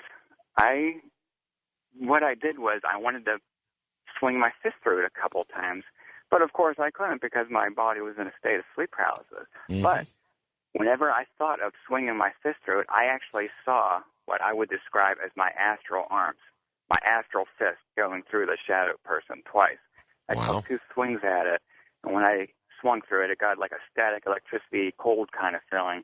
And the moment I swung through it, I disappeared, and I came out of my sleep paralysis with a scream. So lucky for you. Many others have remained in sleep paralysis while the shadow person / ghost disembowels them. Yeah, it was quite a scary experience. I don't know. My theory on them is I think they're some type of interdimensional beings, and I think whenever we have fear in our lives, it's almost like a beacon to them. And Well, I think that's right. I think that fear empowers them. It may even bring them, but certainly empowers them. So think about that next time you wake up and can't move. You're on the air from Denton, Texas, Catherine. Oh, my goodness, it's so good to talk with you. We've missed you so much. My husband, I love to listen to you. My mother passed away in 95. She had been ill. She had several complications from cancer, and I stayed with her. I was the only family member that stayed with her the 2 weeks she was in the hospital, and she died that Monday at 8:05 p.m., and I stayed with her until the funeral home picked up the body. And I was the oldest child, and I was just, I was very close to my mother. And so after they picked her up and everything, I went to the motel to stay. And in the room I was in, it was extremely dark. And I was a mess, of course, and I had been crying. And I laid down on the bed. I hadn't even taken my clothes off. And I bet I'd been asleep about 45 minutes. And all of a sudden, I was aware of a bright light in the room. And I woke up and sat up, and I was looking at my mother and my Aunt Sue and Aunt Helen all standing beside each other in this white frame. It looked like a cloud, but it was a clear frame. And they were, and she's looking at me. She goes, "Oh, we've had the best time. We're playing canasta." And she says, "Now I'm playing something called 5-card draw. Do you know what that is?" I do. I'm just stunned. And I'm looking at her, and I'm noticing her hair. And I go, "Mom, what have you done to your hair?" Because she had hair down to her knees before her stroke, and it was all flipped up on one side. And I'm just kind of looking at her. I mean, I'm looking at them. I'm having a conversation. I'm looking at their eyes. It's like, this is amazing. I mean, I just saw her get wrapped up by a funeral home and taken away, and I've gone back and laid down and gone to sleep, and then they wake me up. Well, we went to the funeral home the next day to make the arrangements, and there were several of us there, and this little bitty, tiny Hispanic lady came into the crowd and kind of wove around a little bit, and she saw me, and she walked up and took me by the hand. And she couldn't speak English very well, so she kept asking me to go with her. And I said, okay. Well, she took me into the back of the funeral home and asked me if I liked how she had fixed my mother's hair. And I'm looking at my mother, and her hair is flipped up on one side. Wow. And and she's been with us. My mother and I are very close, and we've seen her in the house. And she was here about a week ago visiting, and she would come. We would have groups. I'm a psychic in Dallas, and she loved one of the people that visited us all the time, and we always knew when she was in the room. And my husband he was always asking me about the lady with the really bright blue eyes with the little floral house coat on. Well, he was describing Aunt Helen. And none of this scares you? Oh, no. I was so tickled. In fact, I could tell you, it got. I hate to say this. Mother knew I was psychic when I was 6. I started having dreams that came true after a very high fever. I had German measles, and all right, we're way short on time, so we've got to scoot. Sorry. That's all right. Oh no, I'm not afraid of her at all. She's with me, and I'll see her again, and I'll get to see the rest of the family. But what's fun is Carl sees them. All right, I've got to hold it right there. I'm sorry, I just can't continue. We're out of time from the other side of the world. This is Ghost to Ghost AM. Ghost to Ghost AM, actually. Hi there. I am Art Bell, filling in for George Norrie this Halloween night. Here's an interesting one. Hi, Art. I've listened to your show for many years, enjoy it a lot. I have a creepy and true ghost story I'd like to share with you. My husband and I were married in the summer of '97. We traveled on our honeymoon. We stopped to rest at an old motel in California one night. Exhausted from hours of driving, we both went to sleep very quickly. I even forgot to turn off the bedside lamp. Shortly after dozing off, I felt someone gently stroking my cheek. At first, I, of course, assumed it was my new husband showing his affection, until I realized he was sleeping soundly on the opposite side of me. Confused, I turned my head and opened my eyes. There, leaning over me, was a strange figure wearing a dark brown cloak. Couldn't see his face, which was shadowed with a large hood. Needless to say, I was very frightened, sat up, and began to scream. At some point, the figure seemed to rise up into the air and dissipate into a mist. Startled by my outburst, my husband woke up, and he searched the room for any intruder. No one found. The door to our room was locked tight. The two of us, therefore, concluded it must have been a nightmare, or perhaps some sort of something brought on by the stress of the wedding events. And for many years after, I thought little of it. 13 years later, this past summer, my 8-year-old son came running into the house just as the sun was setting. He excitedly reported that he'd seen a ghost while playing outside near my bedroom window. Going along with what I believed to be merely a child's imagination, I smiled and said, "Really? What did he look like?" "Well," he replied, "it was all brown, and it had a hood." I never told my son about the night at the motel, and given the unusual appearance of the ghost, I find his description to be an extraordinary coincidence. What do you suppose it means? I don't have the slightest idea. All right, back in a moment with your stories. All right, the ghost in the machine just wiped out some of my information on the screen, so I'm just going to have to wing it. I think it's east of the Rockies. Good morning. You're on the air. Hello? West of the Rockies. Hello? Yes, hello. Okay. The lady said I had to do this very, very fast because it's kind of long. When I was about 7 or 8, I heard somebody singing Christmas carols. It was Christmas Eve. He's singing Christmas carols rather badly. So I got up, looked out the window, and down on the street, I looked down, and the road was dirt. And I knew it was to be paved, or it was paved. And this rock wall was missing. I go, well, that's weird. And then here comes this guy stumbling down the street in a Santa suit. You know what? In a Santa suit. Okay. And he stumbles up the hill, like walking through where the rock wall was, and he stumbled along, and there's this old well that's still there to this day, and he falls down the well. And me, 7 or 8 years old, I go, oh, Santa fell down the well, Santa fell down the well. So I run outside, down the stairs. I was in an old 2-story house that was old even when Vallejo was new. And I looked down, and there's the well was filled with dirt, just like it was the day before.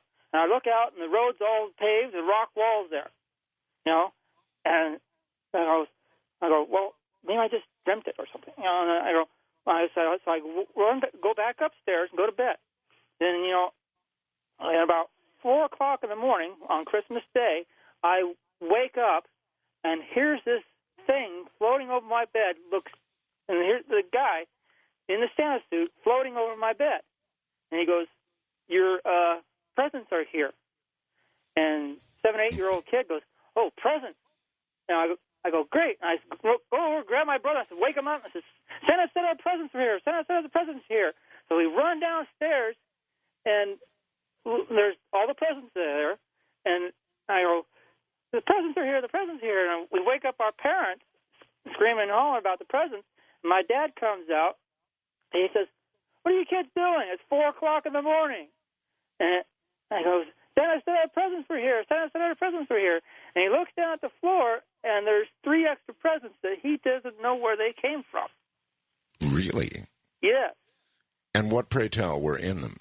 My dad tells me to open the one marked for me, and it's an old wooden, like, handmade train. Wow. Wow. Well, that's quite a story. And obviously a present he had not given you. Well, a present from the other side. I guess those things can happen. All right. So I think east of the Rockies, we're correct this time. You're on the air. Hello. Hello. Yes, hi. Hello? Yeah, hello again. Yeah. This is the first caller line. Okay. Yeah, I had everything wiped out here, so. Oh, okay. Well, I'm Delbert, and I'm a truck driver going through Amarillo, Texas. And about 25 years ago, my wife at the time, her sister had gotten killed in a car accident, ran a stop sign around in front of a truck, and her 3-year-old son was with her. Well, he wasn't 3 yet. It was just before he turned 3. He pushed him on the floorboard and fell on top of him. Well, she was killed, and he was just fine. Well, we buried her the day before his 3rd birthday. Uh-huh. That day, on his birthday, me and my wife at the time, we were in getting him ready in his bed. Well, they were in her mom's house, and in the room that her sister that got killed and her grew up in. And her father had taken the mechanism out of the door because they kept locking the door. So the door just automatically swung open all the time. Right. And this is a hot July day in Nebraska. It's 90 degrees outside, and we're in the room with the 3-year-old getting him ready for his birthday. And all of a sudden, that door swung closed and locked, and there's no lock on it. The room got so cold that you could see your breath. Really? And all of a sudden, the 3-year-old looks up and says, "Hi, Mommy." Really? And he sat there, and like his mom was sitting there talking to him, he said, "Okay, Mommy. Bye, Mommy." And then the room just warmed back up. The door just swung back open like nothing ever happened. And you saw all this happen? Yeah, me and my wife at the time were in the room with him when all this happened. And well, the funny part about it is, he is now, last I heard, he was in medical school becoming a doctor.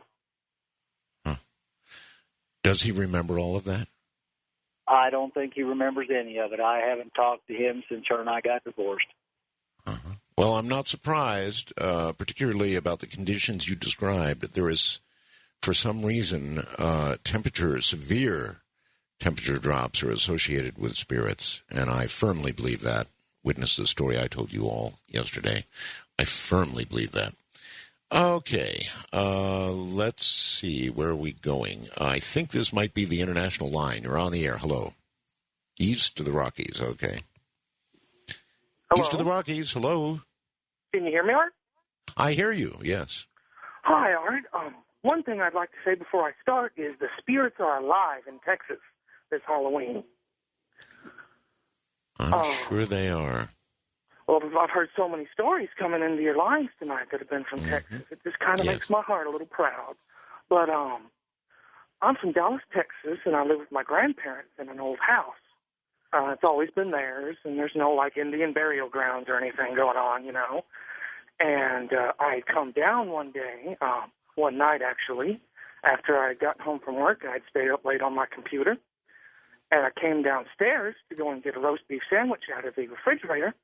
And as I was passing through the living room that I'm pacing through now, retelling the story to you in, I went over to our sliding glass window and opened the curtain and looked out at our big magnolia tree out into the night. And after about maybe half a minute looking outside, I saw a form materialize in front of me. It was almost like it just quit blending in with the night. And it was maybe 6 feet tall, and it was the figure of a man wearing a trench coat and a fedora hat, like a gangster-type hat, you know what I mean? Mm-hmm. And didn't have any discernible eyes, you know what I mean? There didn't seem to be any features to him. Right.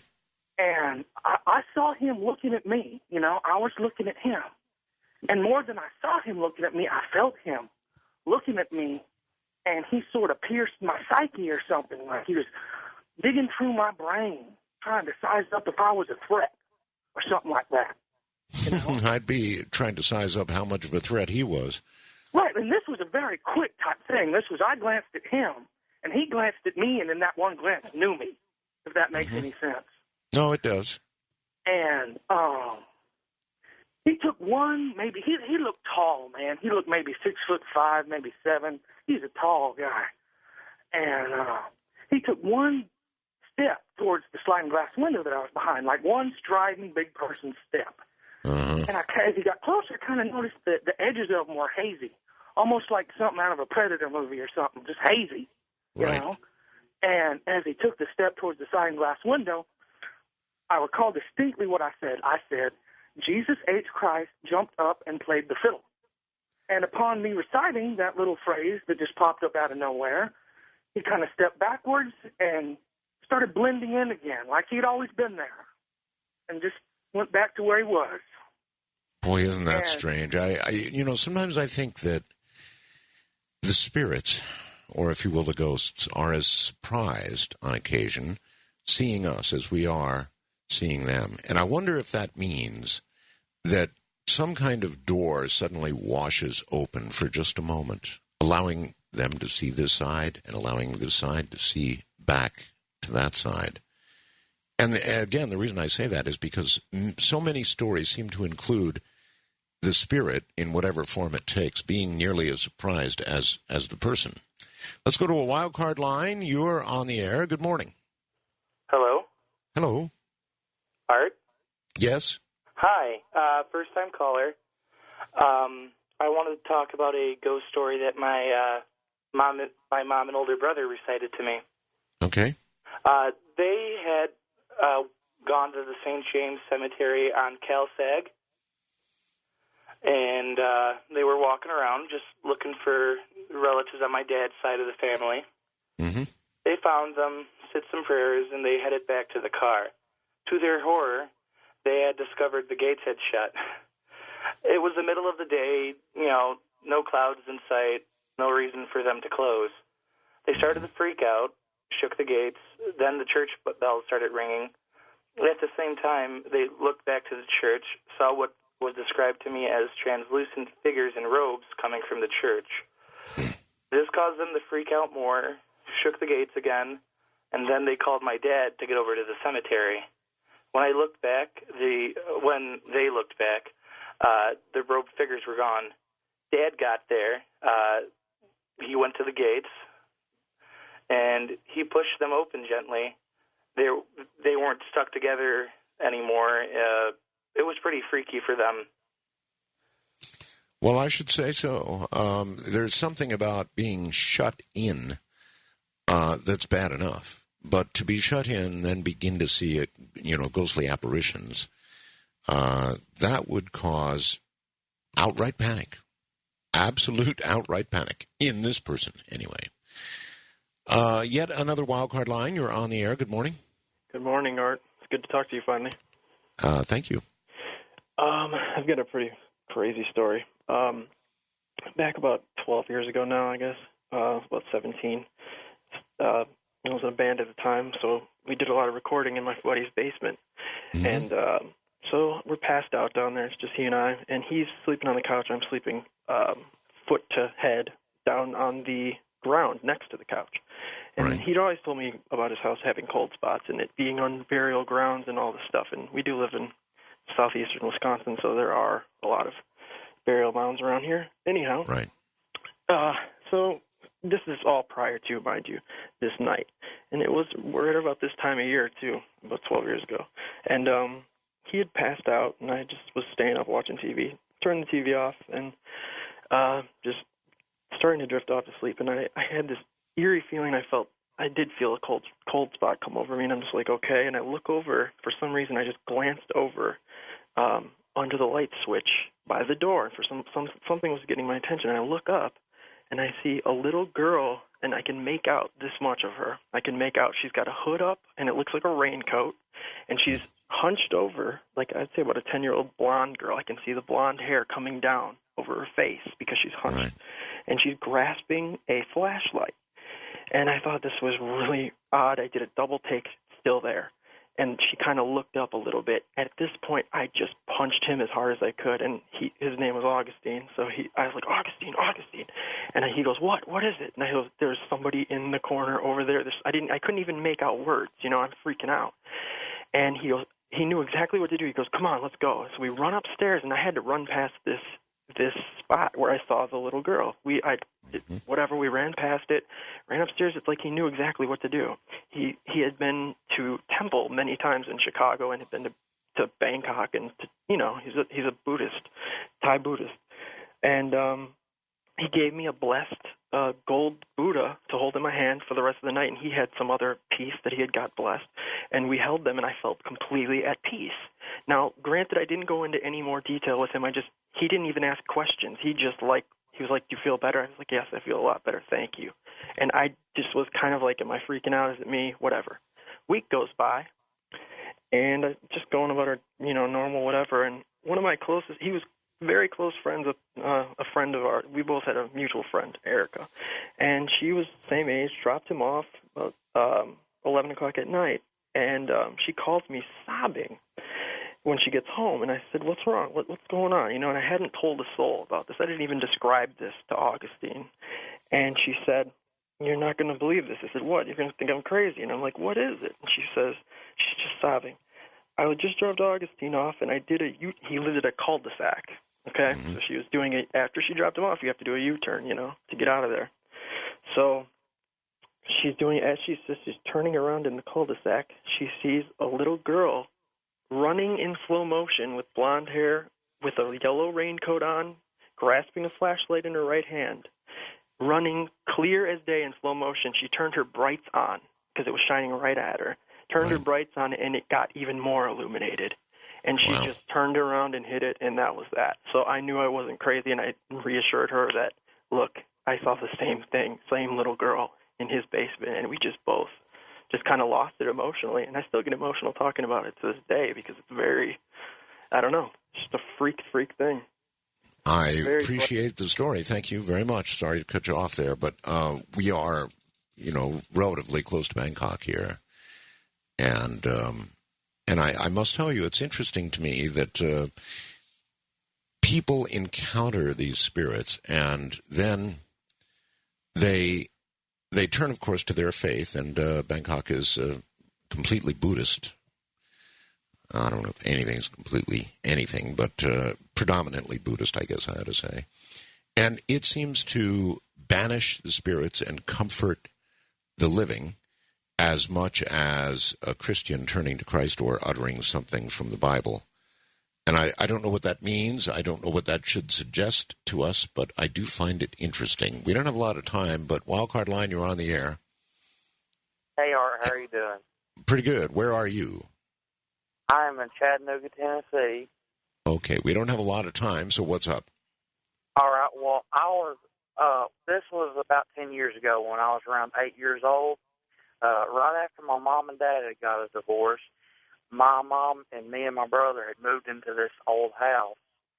And from the moment we moved in, this house, I knew that this house was creepy. We had strange things would happen, since we moved in. Like you would hear noises and you'd feel the cold chills, and but little odd things like that would happen. But nothing concrete until one night, me and my mom were home alone, and I was in the bathtub, and I was just kind of relaxing in the bathtub. It was just a normal night. All right, hold it right there. I'm going to have to hold you over the break, okay? All so right. We'll get back to you in the bathtub. This is Ghost to Ghost AM. Ghost to Ghost AM, actually. Good morning or afternoon or evening, whatever it is, wherever you are. Ghost stories and nothing but this night. And we've got somebody waiting in a bathtub in Chattanooga. We'll get to him right after the break. Back to the bathtub in Chattanooga. Hi. Hey, Art. So anyways, like I was saying, I was in the bathtub, one night. It was just a regular night. And it was just me and my mom at home. Well, anyways, I was just relaxing in the bathtub, and I happened to look up, and in the doorway was standing this entity. Now, the only way I know how to describe it is what you or George Norrie have talked about on the show as being a shadow person. And so here I am, just a little kid, sitting in the bathtub, and there's this thing in between, it's got me boxed into the bathroom, and I'm terrified. And it you're seems also like I'm naked in the bathtub. Yeah, and I'm just sitting here in the bathtub. So what happened? Well, anyways, it seems like it stayed there. It seemed like it lasted a couple of minutes. Well, then it just vanished, and so after it vanished, and the shock kind of wore off. See, usually I'm a very, what you would call a modest person, but I got up and ran from the bathtub naked into the living room where my mom was sitting there, and I told her, Mom, I saw a ghost, and of course, she tried to tell me, you're just imagining things, and that whole spiel. Well, where the story gets interesting is after we'd moved out of the house, my mom, told me, Dusty, I told you were just imagining things, but I actually talked to the people who lived here before us, and they pretty much said they got the hell out of there because they had a lot of bad experiences with ghosts in the house, and that was my story. All right, well, a good one it is, too, and that's exactly what I think any of us would do, clothed or not, as a child. You see something like that, and as soon as it's clear, you run for mommy, clothes or no clothes. That makes it completely believable. Of course, these days, if you have an entity in the house, when you sell that house, when you dispose of the house, however you manage to get rid of it, you have to notify that person. Legally, you have to notify them that you live in a haunted house. And the one you're selling them is haunted. Kate in San Gabriel, California, you're on the air. Good morning. Good morning. Happy All Hallows Eve. Thank you. I have an older brother who's a firefighter, and he's been a firefighter for a number of years. And I had a younger brother who suffered a very tragic death. And it just so happened that on this one particular morning, my firefighter brother was at work, and his coworker had to go in and check on a minor injury he had. And he asked my brother to go with him because, there wasn't really much going on at the station. So my brother said, yeah, I'll go. So they arrive at the hospital, and my brother's there in the waiting area, and this ambulance pulls up, and they bring out a gurney, and following it is several local police officers and lieutenants, and just a hubbub of activity. And normally, my brother is around this activity as part of his job on a regular basis, but for some reason, when his coworker came out and was ready to leave, my brother said, I want to see what's going on. I'm kind of curious. And that's usually unlike him. And so, while he's waiting there, a female coroner comes out, and he asks, hey, what happened? And she said, well, we have this male, John Doe, and she gave him a little information. And he had a thought, but, of course, you kind of dismiss certain things. And the next day I had to call him and tell him that our younger brother had passed away, and it just happened to have been who was being taken into the hospital that morning. Hello? Okay. Yeah, right here. Oh, yeah. So, I don't know if it was just a twist of fate, coincidence, or just, the bonds of siblings. Later on when we were going through my younger brother's personal belongings, we found a journal, and he had written that out of many of our family members that this one particular brother was someone he admired quite a bit. All right. Well, I certainly appreciate the story. I don't know that it qualifies actually as a ghost story, but certainly a sad story. California brings Sue. Hi, Sue. Hi, how are you? Nice to speak Very to well. you, Art. Mine, I don't know if it's really a ghost story or not, but anyway, it's different. About 3 years ago, in the month of June, we had a death in the family several days before this story occurred. I was in the house, and it was about 1:30 in the afternoon, and all of a sudden, all this angelic music went throughout the house, just permeated throughout. I could not say where it started, where it ended. It was the same sound throughout. I went upstairs, downstairs, and the house was built in 93, so it's not an old house. Right. And I wasn't scared at all. I thought, this is beautiful music. I wish I had a CD, or I didn't know if I was being called to heaven or whatever. And then around 9 o'clock that same night, again, I'm by myself. There was no radio on, no TV, nothing. And my son phoned me, and all of a sudden this music started again, the same identical music. And I just put the phone out, and I said, do you hear anything? And he goes, yes, I hear music. So I know it wasn't in my imagination. Gotcha. And I don't know of anybody who's experienced anything like this. I'd love to know if they have. And it was a beautiful experience. I asked neighbors if they had heard anything. And like I said, it was a warm June day, and nobody had heard anything. So, well, I have no idea what that would have been, but that's an interest. It's very interesting that the music was real. In other words, it was heard over the phone. So, anybody else have an experience like that? That's the first time I've heard of anything of that sort of an overall everywhere around you type music. Daniel in California, you're on the air. Good morning. Yes, how you doing, Art? Fine. Okay, let's see. In 1986, we lived at the time right outside of Cabot, Arkansas, in between Lone Oak. And my mom, she worked at an old nursing home, and she worked at night. So at night, she would get in the car, she would go down this old gravel road, and coming up to a four-way intersection, on the upper right-hand corner, there's a church, and the upper left-hand corner, there's a cemetery. Anyway, she's going down the road one night, and she sees this girl right just outside of her beam of the headlights of the car who runs across the intersection. Anyway, my mom gets scared, and she's worried that somebody's chasing the girl. My mom floors the car and gets out of there. Anyway, she gets home the next morning. She tells everybody about the whole story. A few months later, the whole experience dies down, and my dad goes off hunting or fishing at night, and my mom needs a babysitter for me.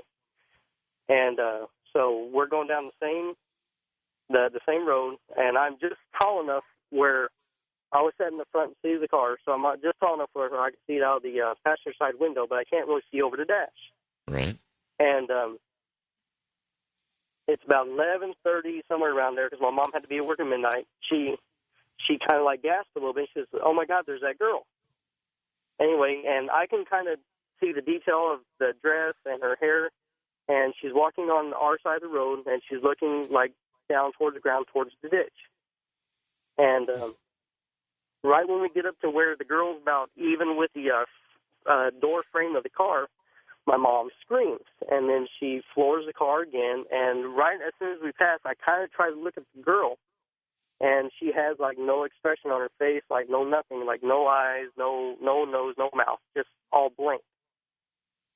Anyway, in the early 90s, a show called Sightings was aired on Fox, and just so happened they were doing a reenactment in Lone Oak, Arkansas. And the reenactment was based off in the 60s. There was a guy going down the same area, and he sees a girl around the age of 16 walking on the side of the road. Mm-hmm. He ends up giving the girl a ride to her house in Lone Oak. And he gets up to the house where the girl says that she lived at, and he gets out of the car. He walks around to the back of the car, to the passenger side, to open the door to let her out. Well, as soon as he opens the door, there's no girl in there. So he ends up walking up to the house and knocking on doors. A lady answers the door, and he says, "I just brought a girl here." And the way he describes the girl, the lady says, "Well, that's my daughter, but she died a couple of years ago, like 2 or 3 years ago." And they did that reenactment on Sightings. And we were all watching it one night. And yeah, it's not a big surprise. A lot of television and radio have reported on that sort of thing. And it seems as though spirits do the same thing, and this is frightening. I admit it's frightening. They do the same thing over and over and over again. It seems more like a hellish thing than it does something you would expect on the other side. Perhaps it's true that the spirit has really gone on and is in heaven or wherever you go on the other side, and maybe it's just some sort of weird echo that's happening again and again and again, because you certainly wouldn't want to think that once you pass to the other side, you are destined to repeat the same walk over the same road eternally. No, you wouldn't want to think about that. Okay, let's go to, that was a weird noise in here. Let's go to Chad in a truck somewhere in Pennsylvania. Hey, Art, how are you doing tonight? Just fine. Hey, first off, I want to say it's good to hear you again. Because of you, I got into paranormal investigation. But I got a quick little story for you. My grandma, she passed away in 91. About 3 years after she died, there had been a few family friends, that said that they'd go out to the grave, and before they could get up to it, there was a teenage boy sitting on her headstone. But he'd just take off running down over the hill. My grandma, where she's buried at, right beside her. She's the last one on that row. It goes down a hill, and there's a little bit of woods there. Well, after about 3 or 4 people saying something about it, I decided, well, I'm going to go out there, and I'm going to try to catch whoever's sitting there and, give them a piece of my mind. Mm-hmm. So I go out there, and I seen him. He was sitting there. He had his foot cocked up on, propped up on the headstone, and he was sitting there drinking a Coke. I started walking over. Huh? I said, here we go again. It's I just mentioned that it seems as though these spirits are caught in some kind of loop, doing the same thing again and again and again, and that's what this sounds like. Yep.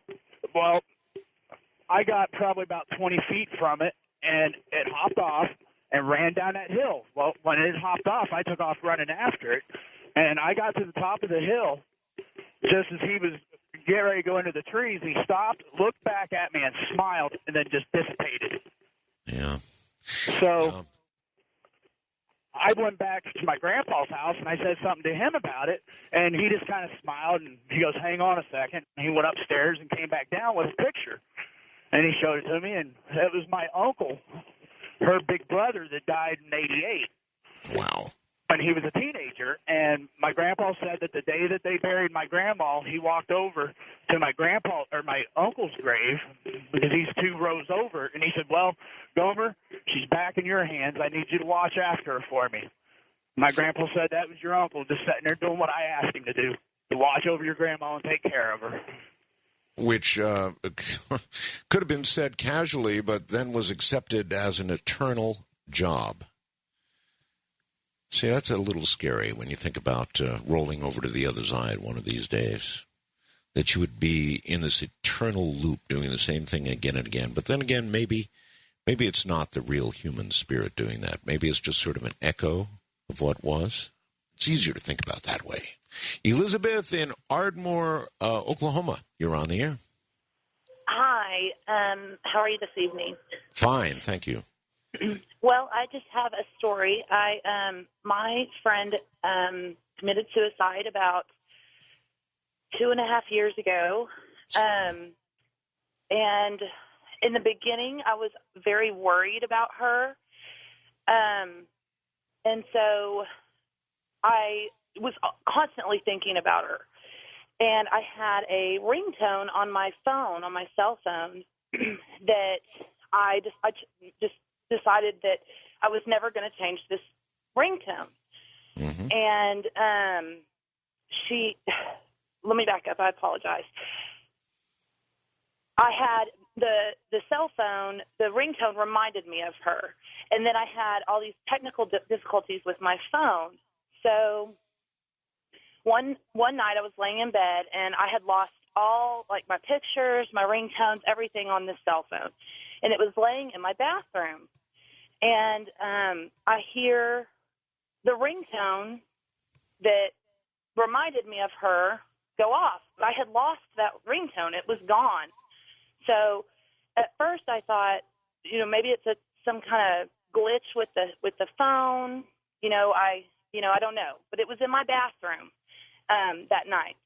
The next morning, I go to bed, and the next morning I wake up, and from just listening to your show, and from what I understand, I think I was in like a sleep paralysis, because I woke up and I heard the toilet flush in that same bathroom, and nobody else was in my apartment. But I couldn't move, and I couldn't tell if I was asleep still or dreaming. And I wanted to move, but I couldn't move. So I kind of rolled over when I could finally, several seconds had passed, kind of rolled over. And when I rolled over, I saw like a black, like no clothes figure, like it was like they were sneaking out of my bedroom from that bathroom. So I don't know. I don't know if it was maybe, my friend saying, don't worry about me. I don't know. It was just... Right. Well, I guess a lot of things are never to be known. Our brains try and associate them with things that makes sense. And so we make that association. So it could be that, or it could be simple coincidence that you saw this. Who knows? All right. Wildcard line, you are on the air. Good morning. Not a lot of time before the break. Fort Myers, Florida. Hello. Oh, hello. Hi. I didn't hear. My name's Elaine. Are you? I have a Yes, story. go ahead, Elaine. Okay. Yeah, I have a story, but it's probably not going to be enough time before the break. Start out. My sister was back in 1971, and I was 21. She was 17, and the first part of it is I was on vacation. I went away on vacation, and I had just bought my first car and left it at home and everything. And the last day of my vacation, I was going to come home to Hollywood, Florida, where we lived, and I had this horrible dream that somebody was in my car, and that I was driving it, and somebody was in my car, and they were going to die, and that there was it was rolling down a highway, and I had no control of it, and that whoever it was going to die in my car, and I had no control of it. All right, you're right. We're out of time. So what happened? Did somebody, in fact, die in your car? No, there's another half of the story. All right. The other half of the story coming up. Stay right where you are, and we'll pick you up after the break, all right? Thank you. Okay, good. Stay right there. From Manila in the Philippines, flip side of the world from the majority of you, this is Ghost to Ghost AM. Those are the ghostly numbers. All you need to do is pick one, the appropriate one, and call it and tell us your story. At any rate, we're going to take our break, get it out of the way, and come right back and get the rest of the story. That was interesting, wasn't it, when the government announced the recession ended? Must have been the ghost in government. All right, back now to our halfway point. The rest of the story, as Paul would have said. Hi. Thank you for letting me tell the rest of it. Sure. This was like the premonition part. Like I said, I had this dream and everything, and so when I got home, then when I got home, because my sister had borrowed. What I found out was my sister had borrowed my car and went to a concert down in Miami, Florida, and we were living in Hollywood, and went to a concert down there with her best friend, and somebody killed my sister and her best friend in my car. Oh my God. When they drove 30 miles from Hollywood, Florida, all the way down to Miami, and drove all the way back, and there was a cop that was off duty, and he was drunk, and he ran a red light and killed him 1 block from my house. And I knew something was wrong when I just knew something was wrong when I had this weird dream. And sure enough, when I got home, they said, well, we didn't want to call you because you were going to come home the next day, but you don't have a sister anymore, and you don't have a car anymore. And then the biggest part of the story was, her and I shared a bedroom together. We had twin beds, and this was back, like I said, in 1971, when people just had stereos and 33 records and all this and everything. And we used to play, we shared the stereo, but we didn't play the same kind of music. We were really close and everything, but she liked one kind of music, I liked another, and we didn't like the same records or anything. Mm-hmm. But evidently that night while I was away on vacation and she was going to go on this concert, she was sitting there like any typical 17-year-old girl at her vanity, putting on her makeup and playing the stereo and playing her records and everything, and got ready for the concert and left. And then evidently there was this 33 album that was sitting on the record player, and after I got home and the accident and the funeral and everything a week later, of course nobody ever touched that album that was sitting on that stereo. I had to sleep in that room every night, look over your twin bed, and it was horrible, and I would never touch that record, and nobody else in my family did either. And then so after the funeral was one day, and I just went into my bedroom, and I was just sitting there crying, and I was looking up at my vanity where she had a picture of herself, like, stuck in the vanity mirror, and I was just looking up at her, and I was just crying and saying, God, Nancy, I just hope you're all right, and I just wish you could talk to me, and I know you don't have a body, and I wish you could talk to me. And there was this big voice that came in my head and said, play the record. And I looked over at the stereo, and the record had all dust on it because nobody had ever touched it. It was dust all over the whole album, and there was a hand. The hand of the record player was sitting right at the beginning of this song. And I looked over it, and it was just like, I can't explain it. There was this voice blaring in my head, play it, play it. And so I walked over there, and I just turned it on. I didn't even touch it or anything. I just turned it on, and the song was, it was Neil Young, and it was "Don't Let It Bring You Down" by Neil Young. And if anybody's ever heard that song, it's about it's about some kind of accident where somebody dies in the wee hours of the morning, and a whole description of the sirens and "Don't let it bring you down." It's only castles burning and all this. Well, my sister died at like wee hours in the morning. It was a car accident, and everything. And it described exactly it. The song described it. I've got it. Thank you. I'm not sure what to say about that. It's just coincidence? No. Did she want her to hear that? I guess. I don't know. Sometimes trying to make sense out of all this just doesn't work. There is no sense to it. It just happens. Steve in Phoenix, you're on the air. Hey, Art, how you doing? Fine, thank you.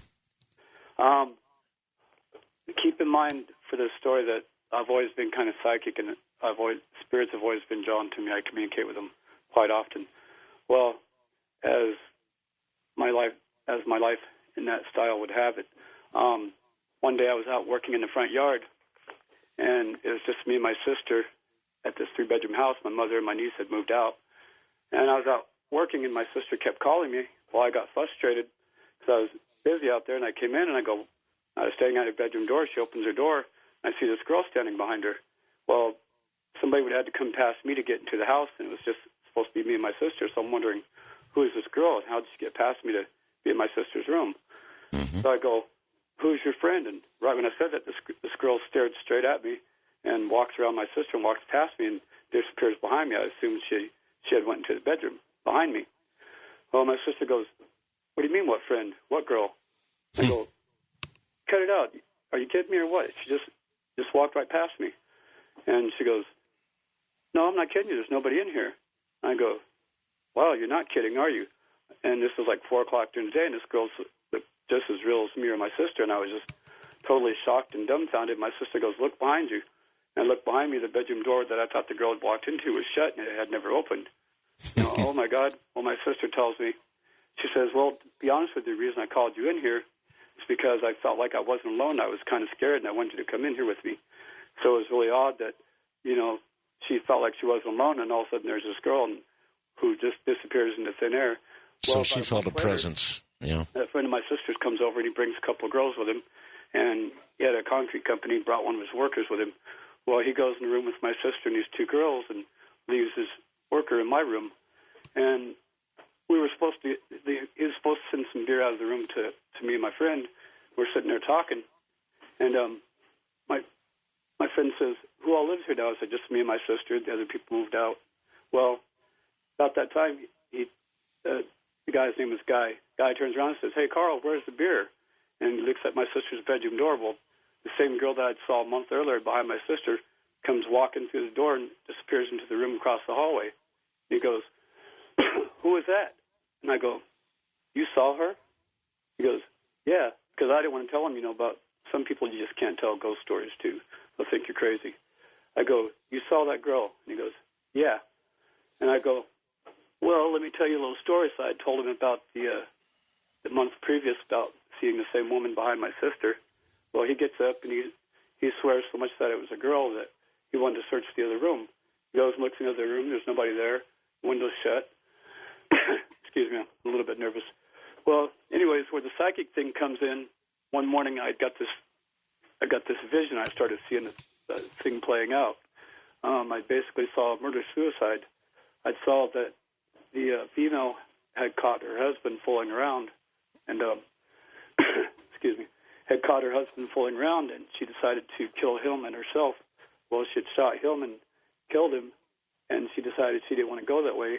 She got a razor blade. She slashed her wrist. And it was that girl. That's all that I saw. Mm-hmm. Well, just out of the blue, there's. Oh, I guess we lost you. I'm sorry. Suddenly you were just gone. Kind of like a spirit. My goodness. All right, to Athens, Georgia, and Brian, you're on the air. It's Ryan. Wow. Ryan, I'm sorry. Yes, sir. No problem. I can't believe they typed Brian, so. That's okay. It's really good to talk to you, Art. What a radio legend. I've been listening to you since the mid-'90s, and I've traveled around the Southeast and trying to find you on the dial. So, straight to the story. Sure. Let's see. I lost my mother long ago, and so I've always been familiar with the presence. Very protective, mind you. And my stepmother's got ghost stories, and my step-grandmother has ghost stories. So, I'm familiar with it.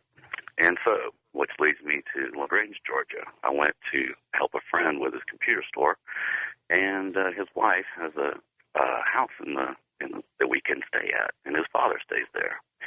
And so I get my stuff and get to LaGrange and drive up to the house, and I see a cemetery next door, and I was like, well, I'm very familiar with cemeteries, because I go to visit my mom a lot. And so not really bothered by it. Move all my stuff in and get living there for, 3 or 4 months. And I go to ask his father, and notice he leaves the bathroom light on, which shines across his bed into his room. He doesn't shut the door. I said, well, why do you leave the light on at night? He's like, they won't cross the light, and, I can see at night. So I didn't think much of it, and I was like, okay, whatever. So a few more months go by, and one night I'm sleeping, and I feel like I'm being paralyzed and pushed down into the bed. And I'm trying to, frantically move out of the way, like get up out of bed. And as I wake up and come to, I feel like I've been in a conversation all night.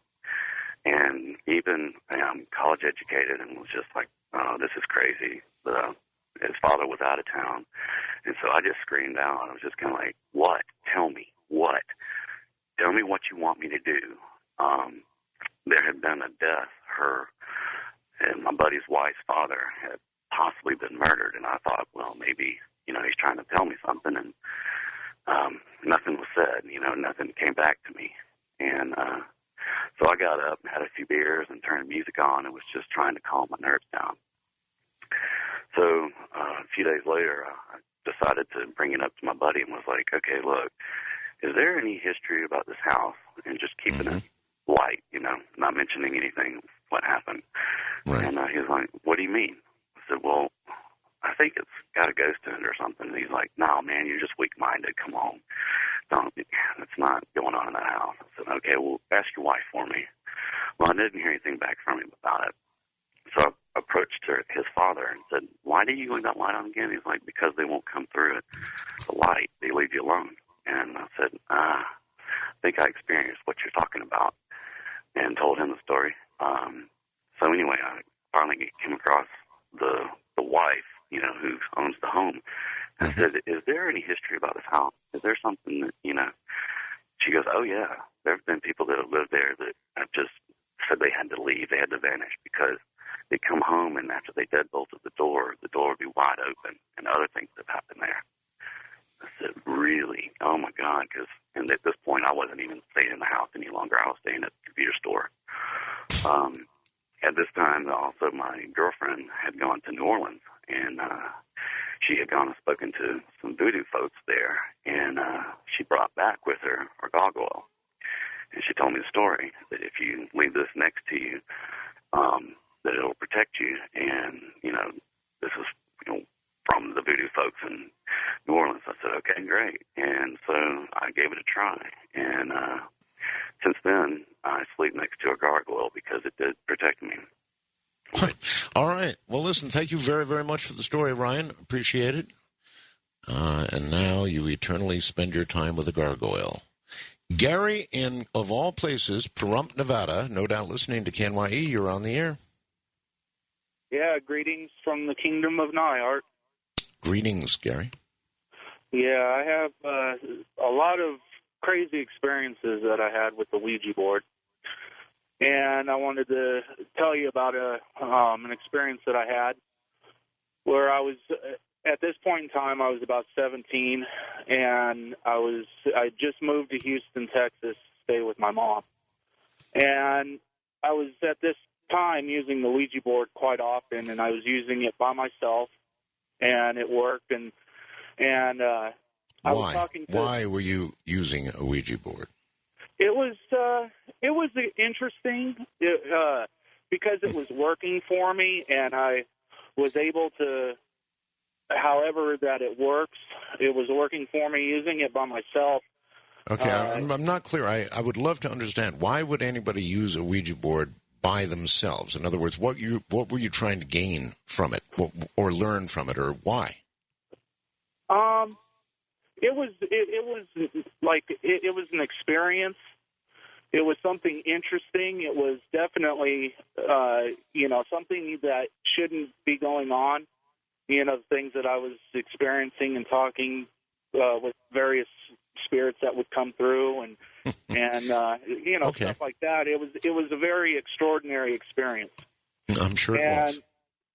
Well, there was the one spirit that I was talking to. Said his name was Robert, and that he had died in Vietnam in a helicopter. He was shot down and died in a helicopter. And I asked him to show himself to me one day, and he said I had this model airplane on a shelf, and he told me to look at this model airplane, and he would show himself to me. And a little bit goes by, and I see this little ball of light appear in front of this model airplane. And it pulsated dim and bright and dim and bright. And it did this for about 15 seconds or so, which was, at that time, that was pretty spectacular, seeing something like this happen. And he told me that that's what spirits are made of, is energy. And that's what I seen was the manifestation of the energy coming through. And that's what made the ball of light. Well, this is where the spooky part comes in. It still scares me to this day when I think about it. But I had this one spirit, called itself Baal. And if any people out there know anything about the Bible or whatever, Baal was a Phoenician idol. And I didn't know this at the time because I'd never read the Bible or anything. He was just a freaky spirit. But he was always very dark and very evil in what it would say. It'd come on the Ouija board, and it'd pop in intermittently, throughout my time that I used the Ouija board. He'd pop in and out, and I didn't like him. He was very evil and just downright nasty. And I was thinking about seeing this ball of light that this other spirit had shown himself to me, and I said, "Okay, Baal, you think you're so bad. Why don't you show yourself to me?" And he said, "Not now, but later you will know me when you see me." And I said, "Okay, play your games or whatever," because the spirits that come through on the Ouija board, they play a lot of head games. And about 3 days later, one of my morning rituals was I'd get up in the morning and I'd have a cigarette, and the one row wall was a row of stained glass windows looking out to the street. And I'd have a cigarette, and I'd watch people walking their dogs, and the cars go by. I was on the corner of a four-way stop. And catty corner to me on the other side of the street, there was an old man in a brown leisure suit. And he was walking, and I was thinking to myself, geez, why isn't somebody with this guy? Because he looked like he could fall over at any time and, break an arm or a leg or a hip or something. He was that old. Okay, we're way short on time here, Gary, so you got to wrap it up quickly. Okay, well, make a long story short, I went to flick my ash, and I looked back up, and this old man was standing at the edge of my yard. In just a blink of an eye, he went from across the street to standing in front of my yard, looking right at me. and he smiled at me. And when he smiled, his grill opened up into like shark's teeth, it looked like. And it scared me, and I hid myself behind the wall. And a few seconds later, I peeked out, and he was gone. And I ran back in my room, got on the Ouija board, and Bale popped on. And I said, "What the heck was that?" And he said, "That was me. How do you like me now?" All right, I appreciate the story, but not the casual use of the Ouija board. And I will tell you that I had an experience with the Ouija board that I won't relate here on the air, and I won't talk about it, but I will tell you this. The kind of casual use that you just heard that man describe of a Ouija board is probably, it's the worst thing you could ever do. So I don't know. I hope you weren't casually listening to him. I hope that you never play with a Ouija board. I hope you never, and I'm afraid that a call like his might encourage somebody to do it. It's dangerous. Trust me, folks, it's dangerous. So of all things that you might do or think of doing, don't play with a Ouija board. And that's probably a good place to end this night, this All Hallows Eve. Everybody take care. When they next call my name, we'll come back and we'll do this one more time. Until then, Crystal Gale takes us out. Have a good night. Good night, all.